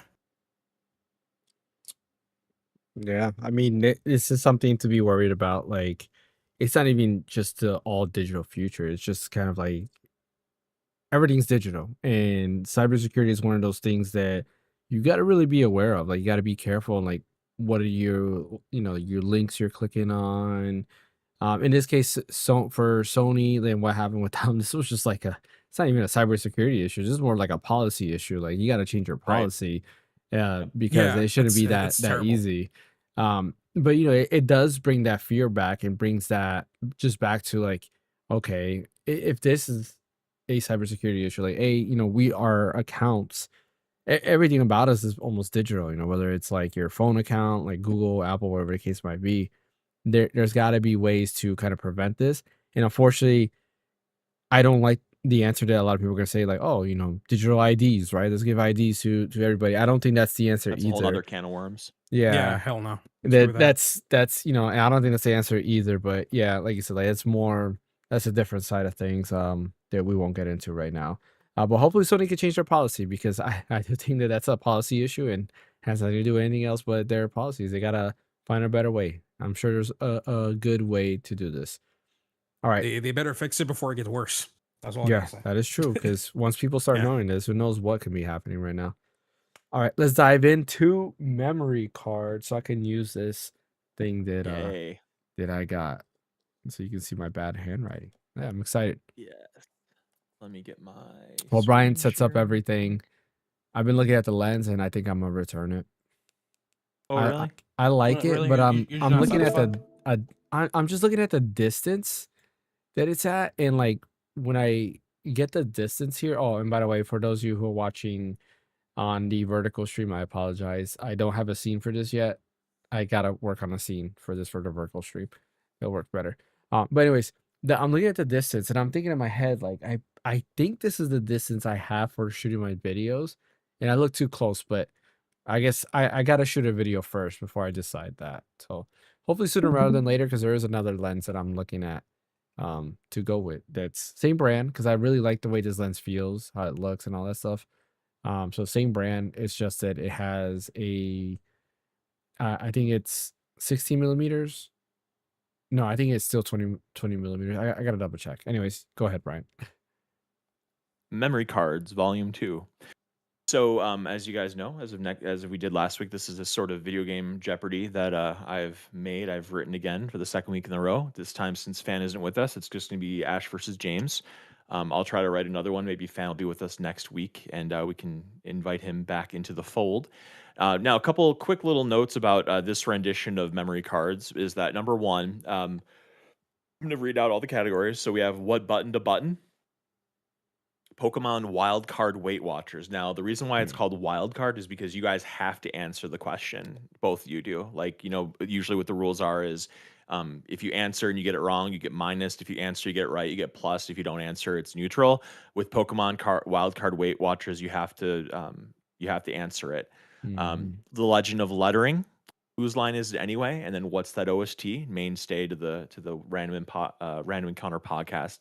And then lastly, there's going to be a final memory question that you guys are going to DM me what your bet is of the category, and Mhm. then that'll get it. And then I'll give you what the question is, and then we'll tally it up at the end and see how we do. So last week's champ was James, and James, you'll get to have the first pick. Let's go. Nice. Let's go with Pokemon Wild Card Weight Watchers for 500. Okay, so how Let's this works is you guys have to write down the Pokemon that weighs the most. Ooh. Out of these three? Oh. Yes. Mm. Oh man. I would assume. Okay. And for the listeners, it's Tentacruel, Gyarados, and Onyx. And then when you guys are done, just raise your hand. Okay, Ash is done. James, Hold on, I'm trying to pick. All right, I'm. you can Oh lower your hand, shit! Ash. I didn't even look at the screen. I misspelled one of the Pokemons. What'd you say? I misspelled one of the Pokemon. I didn't even bother looking at the screen. I just, Oh, you misspelled it? I'm gonna be mad if it was my first choice. Okay, It's always so happens to James, are me. you done? I'm done. Yeah. Ash, you done, right? Yeah. Okay, show me. Okay, Gyarados and Tentacruel. Gyarados is the correct answer, and Ash Oh, gets the point. dang. Easy. I was gonna go to Gyarados too. Oh. Ash, you're bored. Don't I get minus? Yes, you do. Thank you. Damn, James, you didn't have to say anything. No, I would have remembered. I would have remembered. Fair. I just get so excited to add points. I don't want to negative points anybody. That's true. Okay, let's do the Legend of Lettering for 500. Okay. What game is this from? What the hell? Oh, I know. Yeah, I don't know. Damn. Okay. James or Ash, you want to guess or no? No, I'm good. No. Okay. James. Hold on, I'm writing still. Hopefully you can read it. I'm sure I'll be able to. I hope so. I think I spelled it wrong though. Oh. I'm gonna ask Google to flip a coin because I don't think that's No, not the actual title of the game. That's close, Oh. but I'm Isn't gonna it? ask to flip a coin because the actual answer. Hold on, let me go to Isn't it. it? It's the Adventures of Trombone. Yeah, it's Uh, the Misadventures of Trombone. Okay, I'll give it Misadventures, to you because yeah. you corrected it. It's close Yeah. enough. Okay. Next, James. Let's do Pokemon Wildcard Weight Watchers 400. God damn, come on, man. Really? You Or put me on the spot 400 here. or 400? 400. Sorry, 400. 400. Okay. Yeah. Vulpix, Farfetch'd, and Psyduck. Hmm. Oh man, that's a funny one. Oh, forgot to erase this too. What the heck? That's something you're not supposed to remember. What the heck, man? All right.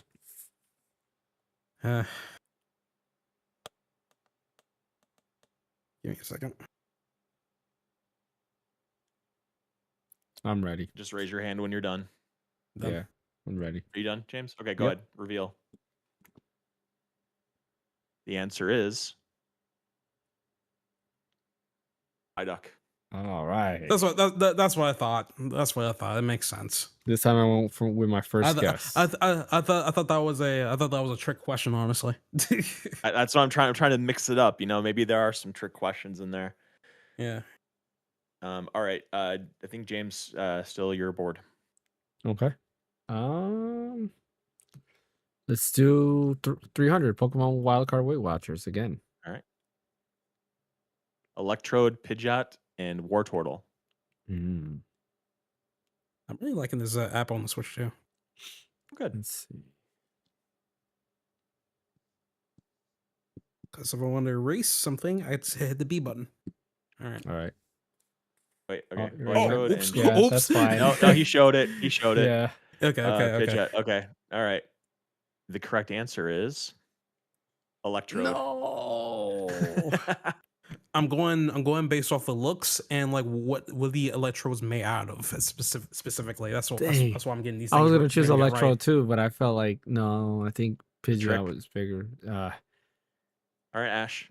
Dang, Ash is winning this. Do Pokemon Wild Card Weight Watchers for 200. Kadabra, Magikarp, and Taurus.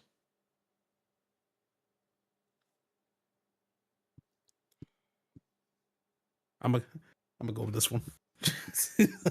All right, I'm ready. Hang on. Give me a James. second. They're all Gen 1 Pokemon too, because that's what I'm most familiar with. Okay, Yeah. show. correct answer is Taurus. Yes. I should have stuck with Taurus. That one made a lot more sense, but for some reason, Kadabra was gonna get me. There we go. All right, next. We'll do Ash, your choice. Or James, your choice. Sorry. we'll finish it off. Finish it Pokemon off? Weight All right. Watchers or Pokemon Wildcard Weight Watchers for 100. All right. We have Venusaur, Ooh. Charizard, and Blastoise. Hmm. Okay, I know who I'm gonna stick with. All right, I'm ready. Actually, no. I'm gonna have the James curse with. I'm gonna say this is my first guess, but not really. All right. All right, go. The correct answer is Venusaur. Wow. Okay. Venusaur was my second guess. That was funny. Right. James, still your board. All right, let's go. Let's go with what's that OST for 500? Oh man, go in there. Let's try and get some big bucks. Yeah. Get. And just the name of the game is good enough.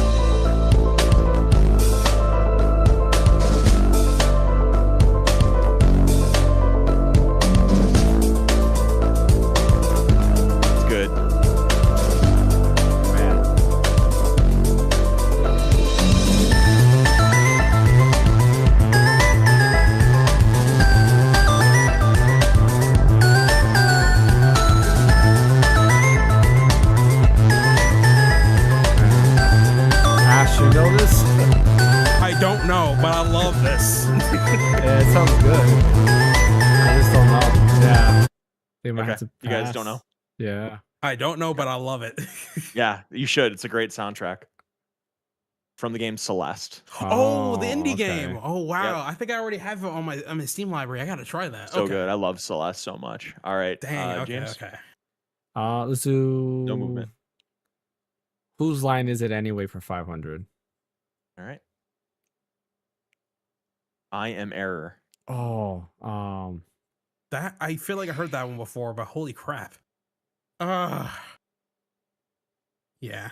I don't know what's from here. Damn. I know I've heard this. Can we ask for hints? No. Come on, man. This isn't Who Wants to Be a Millionaire. It's Memories Card. Oh my goodness, I'm gonna get so mad because I don't know why I can't think of it. No. You give up, James? I might have to give up. Yeah, I can't. Okay. Yeah, Samir, I can't do it. I'm gonna get The so answer mad. is Rudo Villager from Zelda 2: The Adventure. Yes. Oh wow. I never expect. Deep cut. Okay. It's A line yeah, like one of the that houses in you there. go Okay. into. He just Yep. he just says that. It's a famous glitch. Yeah. That's oh, it's a glitch. I was like, It's a glitch, yeah. A line like that in a game like that. Yeah, Okay, that makes sense. It's a glitch. Okay. All right. James, go ahead. Let's do what button to button 500. Hey, Press this geek, button in welcome to the 2007. stream. Press this button in 2017's Persona 5 to bring out the gun on PlayStation 4.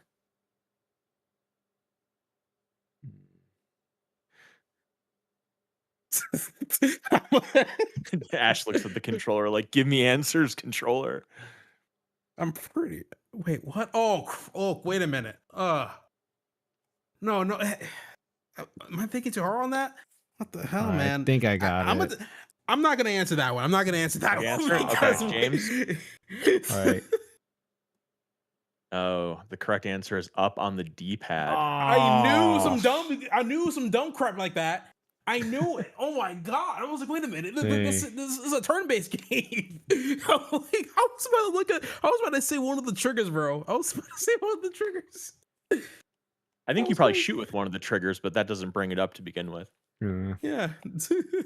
All right. James, still your board. Let's do whose line is it anyway for 400. Where's everyone going? Oh. Bingo. Oh, That's easy.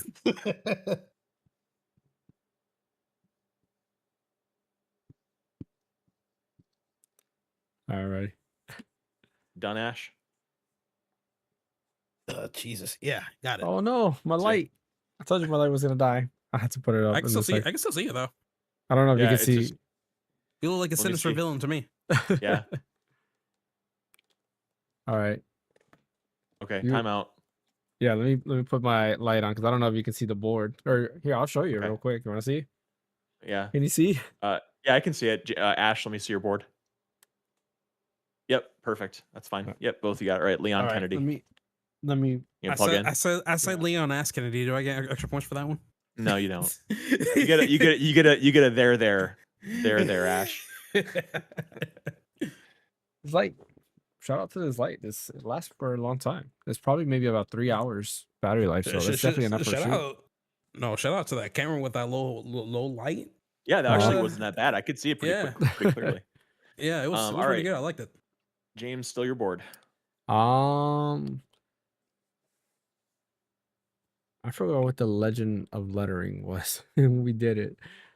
We did that Um, was the Tron Bon one with oh, just the okay. letter. Oh yeah, let's do that for 400 then. Oh, I think I know this.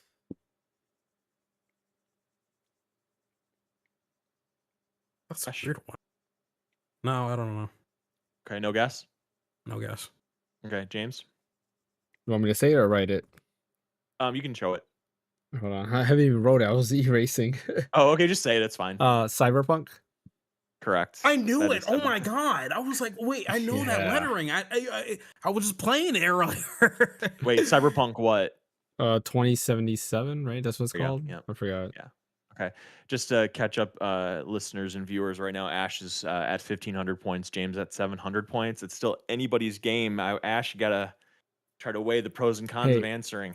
I always guess on almost everything. I try to guess on everything. I feel like Yeah, we but at the should. same time, though, I don't want to encourage people to answer when they No, don't know because then they start the losing points rapidly. Yeah, that that's true. personified gun one though, that was kind of funny. I don't know, because I think I knew what it was. All right. I was confusing a button with Expedition 33. I think that's what it fair. was. That's Now- fair. That's so, fair. Yeah. All right, James, still your board. What's that OST for 400? All right.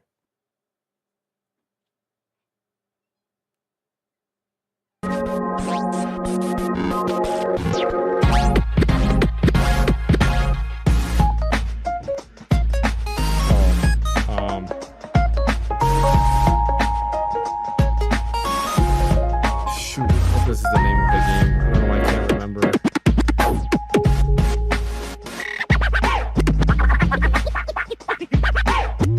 By the way, Geek, if you're watching, don't spoil it in the chat.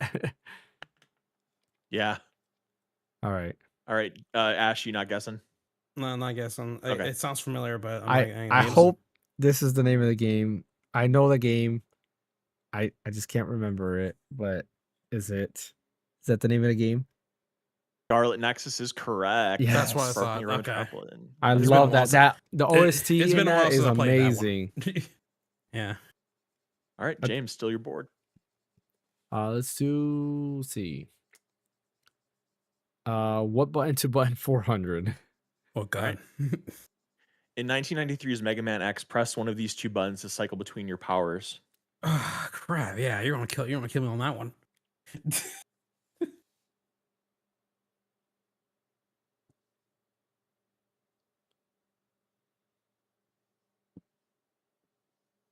Yeah, I don't know this one, man. I'm good on that. James? That is correct. Yeah. James, you're rising back. It's a tie game, 1,500 to 1,500. Oh my goodness. James, it's your board. All right. But yeah, Geek, also feel free to write it in the chat after we show our answer. So if you want to play along Yeah, to there the you go. chat. Yeah, there you go. Um, Good to see you, Geek. what button to button 300? Attack with your wooden stick in 2001's Eco for PlayStation 2. Oh, I'm gonna have to pass. I've never played. Let me rephrase that. I played a little bit of Eco and I don't remember. Oh, Ash. that's what the game is called. No, Yeah. I don't know this one. Okay. Yeah, it's made by the same people that did Shadow of the Colossus. All right, neither one of you guys want to Okay. guess? Okay. Yeah, I don't know it. It's Square. Swear. people. Okay. Square. Yeah. Next, James. Whose line is it anyway? 300. I should have been the one to fill your dark soul with light. Mm. Yeah, I don't know that one. No, I don't know this one either. James giving up. Yeah, I'm giving up. I don't know this one at Okay. all. Dante from Devil May Cry. Oh, Very it's been memeable. so You should long look that since up. I It's very played. funny. Is it from the first Devil May Cry? It's from the first Devil May Cry. Yeah, it's Okay, very yeah, funny. it's been a long time. I haven't played that since it first released on PS2. Very overdramatic. Okay, James, still your board. The Legend of Lettering 300. That's the picture. Oh, okay. Yeah. That was easy.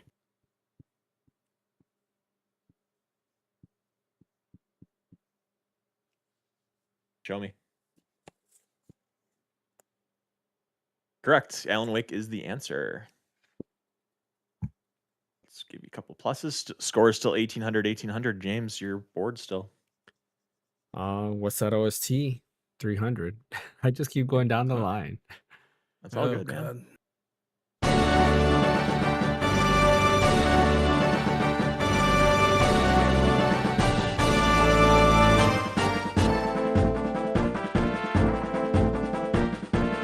Ah, man. Super Nintendo music so good.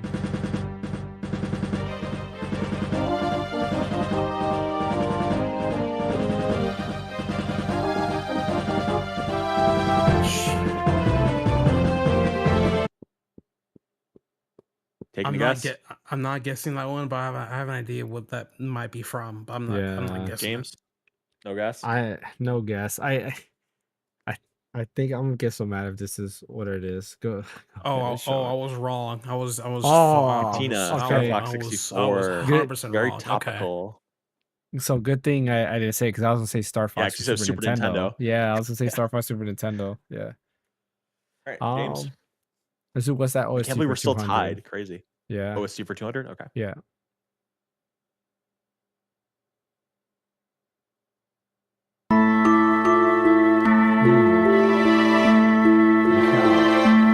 First song I learned to play on piano. Oh, nice. Ash, you taking a stab or no? No? Okay. That is correct. It's Final Fantasy VIII. Yeah. Specifically, Find Your Way from Final Fantasy VIII. Been a while since I played that one, so makes sense. Fair enough. James, we have 7 questions left and then final memory. So what do you got next? Geek said he thought Grandia for some reason. For what, the Final Fantasy VIII track? I think it was for the Star Fox. It's a little bit The behind. Star Fox? so I could see probably for that. Star It has that Fox. kind of like jolly adventure feel. Yeah. All right. Let's do what's that OST for 100, and then while we're Okay, you doing guys that, I'm gonna try to fix this scene real quick because it's getting me angry. Okay. Well, do you want me to wait to do it? While you fix the scene? Let me see. I'll just Geek, do a quick recap of scores. What? Yeah. Oh, I was gonna ask Geek. Are you watching vertical or horizontal? Wonder if this will fit. Oh shoot! So this 8-bit dough case I It's a bought. little bit behind. You go ahead and do a recap. And I'm gonna do turns out scene. the Steam Oh, controller that can fits fit into beautifully. it. Yeah, Nice. What is it? 8-bit do what? I don't- Oh, a case? Yeah, the 8-bit dough case. You can Okay. fit the Steam controller in there. So Nice. Beautiful. Yeah, so right now our score is Ash has 1,800 points. James has 2,000 points. We have 7 questions left on top of final memory. Very exciting because it could get down to the wire and it all comes down to the bet for final memory. So this is a very good matchup right now. I'm definitely appreciating this because if it was like 0 James and 2,000 Ash, it'd be kind of like who really cares? But right now it's really close, so that's great. And we have 2 remaining questions in What Button to Button, 2 remaining questions in The Legend of Lettering, 2 questions in Whose Line Is It Anyway, and 1 more in What's That OST. the only actual time I actually use a touchscreen for Switch 2 is for this. Hey, it's working out, so I'm glad to see that. Yeah. James, how we doing? We're good. Good? Yeah. Okay, I think you said 100 OST, right? Yes. Okay. Last one, close out the category. Oh, I know that. Don't know. Oh, man. Don't know.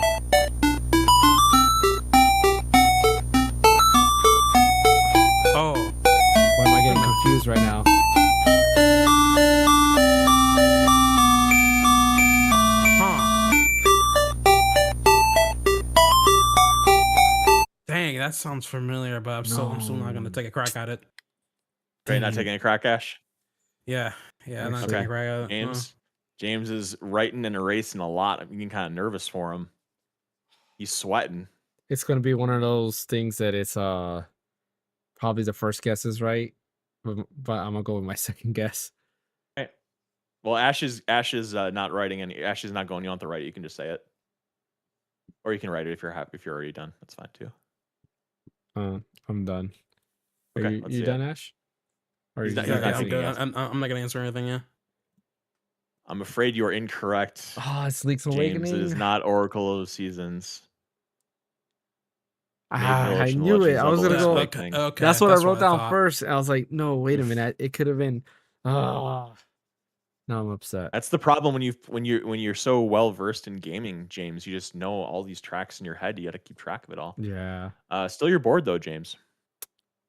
All right. 1900 James, 1800 Ash. Let's do the Legend of Lettering for 200. All right. Man. Oh, okay.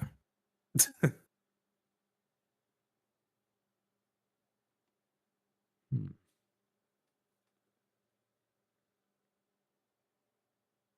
Okay, Ash is done.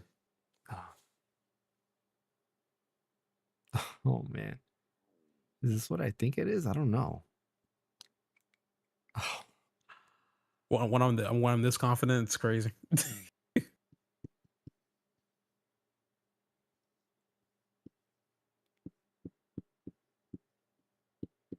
all right, I'm done. Hopefully you can read Done. it. Let's see it, guys.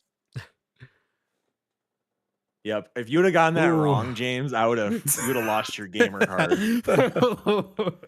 It's the font, so I was able to recognize Yeah. it right away. So All right, James, still your board. Um, let's do the Legend of Lettering for 100. oh.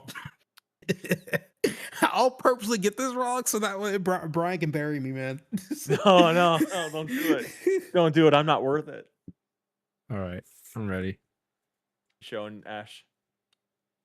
He's almost Yeah, done. I am. I'm just writing it out. There we go. I'm Okay, I'm go. ready. Let's see. Chrono Trigger is correct.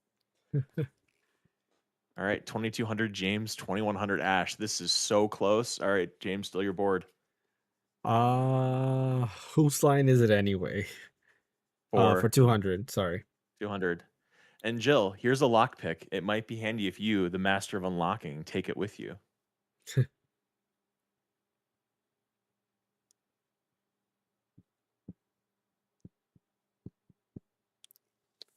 Ash, I you ain't taking a taking chance with guess? this one. No, No? that's James? yeah.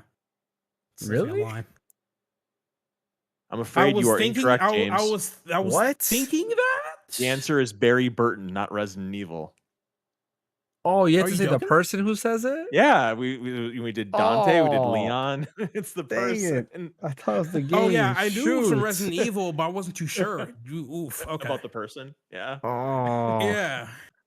I knew it was Person was Barry Barry too. Burton. Dang it. That's why Yeah. I said Resident Evil 1. Oh well. All right, still your board, James. That's fine. I know you just 2100 want Ash, Ash to 2000 win. James. It's okay. Whose line is it anyway? Okay. What is a man? A miserable little pile of secrets. Who said it? Ash, you not writing one down? Nope. Okay. James. Dracula is correct from Castlevania Symphony of the Night. So we are tied with 2 questions left. 2100, 2100. Unbelievable. James, which number you want to go with? 2 or 1? What button to button 200? All right. Snake. This button is used to bring up the codec in 1998's Metal Gear Solid for PlayStation. Oh crap! It even flashes on the screen and tells you the button too, if you don't remember. I haven't played it. You know, guess, Ash? No guess. Okay. James? Select is correct, and James takes the lead by 200. It's 2300, 2100. The host will make the last decision of the last question. We're going to do what button to button for 100. This button is used in 1991 Super Mario World SNES to non-spin jump. So just a standard jump. Oh. Rewrite that button because. Are you going to write that, Ash, or are you not No, biting no, on that? no. Actually, no. I'm not gonna write Okay, James. it. The answer is B. That is correct. All right. So here's the state of play, gentlemen. I'm writing down your scores right now. So James, you are at, or Ash, you are at 2100. James, you are at 2400. I'm going to show you the final topic. It's be like we Final have to Jeopardy, DM where you. You said. Yeah, you have to DM me. Right. It's the final topic. I'm going to show you the topic. Hang on a second. The topic is, I'm not even gonna do teams. The topic is E3, and never mind the 300. You guys are in a bet. Ash, you can bet up to 2100. James, you can bet up to 2400. If you get it wrong, you lose the amount of points you wager. If you get it right, you get plus those points. Oh. You can also bet 0, and you'd stay at the points you're at. But the category is E3, and you have to DM me what your bet is. All right.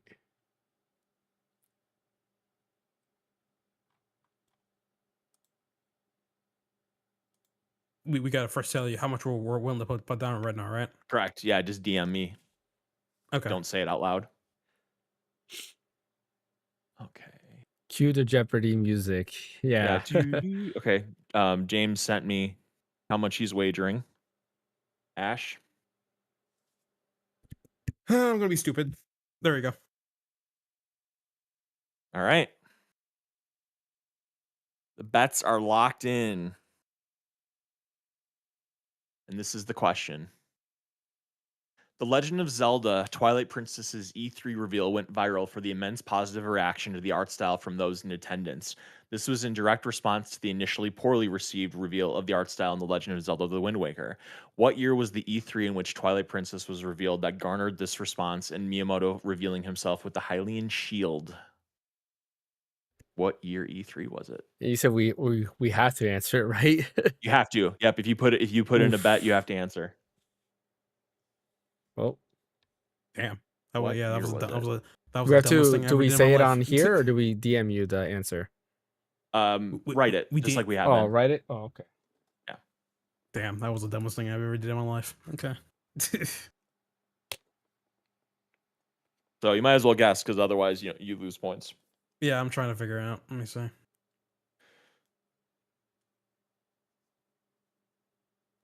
Think it out logically in your head. When Twilight Princess came out, reveal, what system it came out on, etc. All right, James, are you locked in? Yeah, I think this is All right, it. Ash. Let me ask AI real quick. Oops. Give me a second. All right, this is a shot in the dark. All right. All right. You done? Yep, done. Okay, now I'm James, don't reveal. I'm gonna have Ash just reveal first. Okay. Ash, show me what you got. All right. 2009. All right. James, show me what you got. 2005. The correct answer is Oh, so close. Damn. Jesus. so. Here's the problem, guys. You both bet it all. So What? So, do you guys understand what that means? Nobody It's a draw. It's a wins. stalemate. It's a stalemate. Nobody wins. Oh, that's This why. game. Oh, that I Geek put Show so wins much with work 04. He into. wins. This game that I put so much work into ends up being a wash. It's a 0 for both of you. No, the Geek Show won. He said he put If I 04. would have did 0, oh my god. You should have invited him on the show. That'd been really fun to have him on here. You should have come on. You Well, should have thought of that. I was gonna do that too, but Geek, you're gonna sorry, you're gonna have to lock in next week so you can be part of memory cards. It'll be very fun. Yeah, I'll write another one. That's hilarious. So the final If score I is 0-0. would have bet 0, if I would have bet 0, Yeah, you would've won. Oh my Jesus Christ, man! I can't with myself, bro. I mean, you're all losers. Get bent. to me, I just feel like betting 0 is like the easy way. And I was like, you know what? I already won. Because I was winning already, if I would have bet 100, 200, whatever the case might be, like, I guess like I could have still won. And I thought that was not fair. So I was like, you know what? Let me go all in. I can't believe it. I was gonna write 04 too. But I was thinking, I was like, mate, and I was like, no, I think, Shoulda, woulda, coulda, James. Shoulda, woulda, yeah. coulda. Oh well. I wanna Was Twi- recount. was Twilight Princess a Congratulations to both wait? of you. Was Twilight Princess a launch title for the Wii? Yes. Yes. That's what I thought. Yeah, Okay. it came out on the Wii and the GameCube at the GameCube. same time. Yeah, Geek On Show the said he's Wii, down he for was a next righty. week. Awesome. If, So I mean, heck, if Fan goes, it'll be 4. We could do 4 players, I guess. That would work. yeah, for sure. Yeah. We could do. I'll get another one written. Yeah, this would be fun. Yeah, so it's just fun. This is how we're basically gonna end the podcast here from now on. Definitely, we're gonna try Okay. to. Yeah, what were you gonna say? Oh, I was saying, okay, I like writing Yeah. them. They're fun for me. Yeah, that's cool. And actually just puts us memory cards in. So what I will do, probably I'm gonna go into last week's podcast. Not probably, I will go into last week's podcast and this, and I'll probably separate them as separate videos as well. So we have those up there. But also we'll Cool. make some shorts on some of those questions and stuff like that. Oh So yeah, that'd be awesome. yeah. So I'm gonna try to work on that and start seeing more stuff pop up on there. So yeah. Appreciate everybody for joining. Brian, as always, this was fun. So yeah, I'm excited for next week. It kind of gets us all hyped up. Yeah, for all this stuff. So yeah. And the crazy thing is, too, Fan wasn't here this week, and the standings don't change. I know it It's still still your- changes. I'm still number one. See, Yeah, it's I went true. It's still easy. 1-0-0. I just went easy on you, Ash. Just let you know. Remember. No, you didn't. Keisho says yes. Well- The connectivity helps. What really got you though was those weight class things for the Pokemon, bro. I was just looking Yeah. at what they are and what type they are. That's how I was able to get most of them right for the most part. I don't know, in my head, like I was thinking, because I know some Pokemon, I remember seeing their weight and like they kind of trick you into thinking one Pokemon's like heavier, but it's not. So like that was getting to me, and then I have the issue, like I mentioned before, my first guess, which is usually the right guess, I don't go with it. I go for the second guess. Like the Link's Awakening, I wrote down Link's Awakening and then I erased it and put Oracle Seasons because I was like, no, maybe it is Oracle Seasons. Oh man. Yeah, That's what they no. tell you when you're taking tests in school, is like to always go with your first gut. Yep. I remember that in school all the time they say, usually if it's your teacher will always say that, like, go with your first guess, don't change it. And I never listened. And yeah, 9 times out of 10, it was always that. But cool. That brings us to the end of the podcast today. I appreciate everybody for joining. As always, don't forget to hit that like and subscribe button. Follow over on Twitch. Be on the lookout this week for my full Steam Deck video. And of course, next Steam week, controller. or Steam controller video. I apologize. Yeah. And then next week, of course, will be happy anniversary to the Switch 1 or Switch 2. I'm sorry. Where we're going over the 1 year anniversary of the Switch 2. So podcast episode, of course, we'll go into that. Might be brief because Summer Game Fest and the State of Play is also at the same time. So a lot to talk about. We'll also have a special podcast episode after Summer Game Fest where we'll kind of go into just the announcements of Summer Game Fest. If it's worth it, I will say that. If it's the most boring thing ever, we won't do that special podcast episode. So yeah, just keep an eye out for that. On that day, on the 5th, that will be a special stream. I'll be streaming basically all day for that. So keep an eye out. If you want to come in, pass by, hey, do that. I'll be playing multiple games on there and, maybe some Mario Kart World. Maybe we'll jump in and play a couple of that if everybody else is down to jump in here and there and play some Mario Kart World or something else. So yeah. Yeah, I don't mind. Cool. Ash, where can they catch you at? You can find me at Master Shorium on YouTube. Might come out with a Switch 2 anniversary video. Which, by the way, do you remember when the Switch 2 came out, James? June 4th of last year. June 4th. Oh, that's it's like that's a That's- week from now. Yep. Damn. Week from Okay. Gotcha. Well, you guys will be definitely seeing that video next Thursday, from what it looks like. So, I'm but yeah, excited to see that. I gotta 100%. keep an eye out. Yep. What about you, Bryant?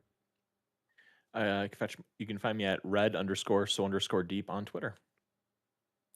Yep. And also shout out to Bryant. He's the one that always posts the podcast on Spotify and on Apple Podcasts. So yeah, give him a shout out. Have you tried uploading the video version of it, or is it still just the audio? No, I haven't messed with that. I just do the Okay. audio version. Gotcha. Yeah, we'll figure out how to do that in later on for sure. But as always, you can catch me right here at the Random Encounter, going back and doing videos. Excited to get into it now that I have my new light. Expect some more stuff on there, and then this new lens as well. Expect me to go dive in more. Oh, I also got a new setup, monitor setup. It's kind of cool. It's like it's a stand, so like my table has like drawers, so I can't get like a monitor arm. So here I have the I have monitor stand. My wife's laughing because she helped me out position it because I was getting angry. But yeah, so like they have it basically has a solid glass piece right here. And then there's like a little monitor thingy, what I don't know what you call it, I guess arm that's onto this glass piece, and then there's two arms that go here. So I have the main monitor here, which kind of makes it look a little bit more like I'm looking at the camera now, and then I have my secondary monitor here. But You I should post a have picture on the Discord. I should, yeah. I'll post that. I'm still messing things around. The biggest thing I have is like I have this drawer here, or not a drawer, but monitor stand that has it has a drawer so for pens, and I don't know where else to put that.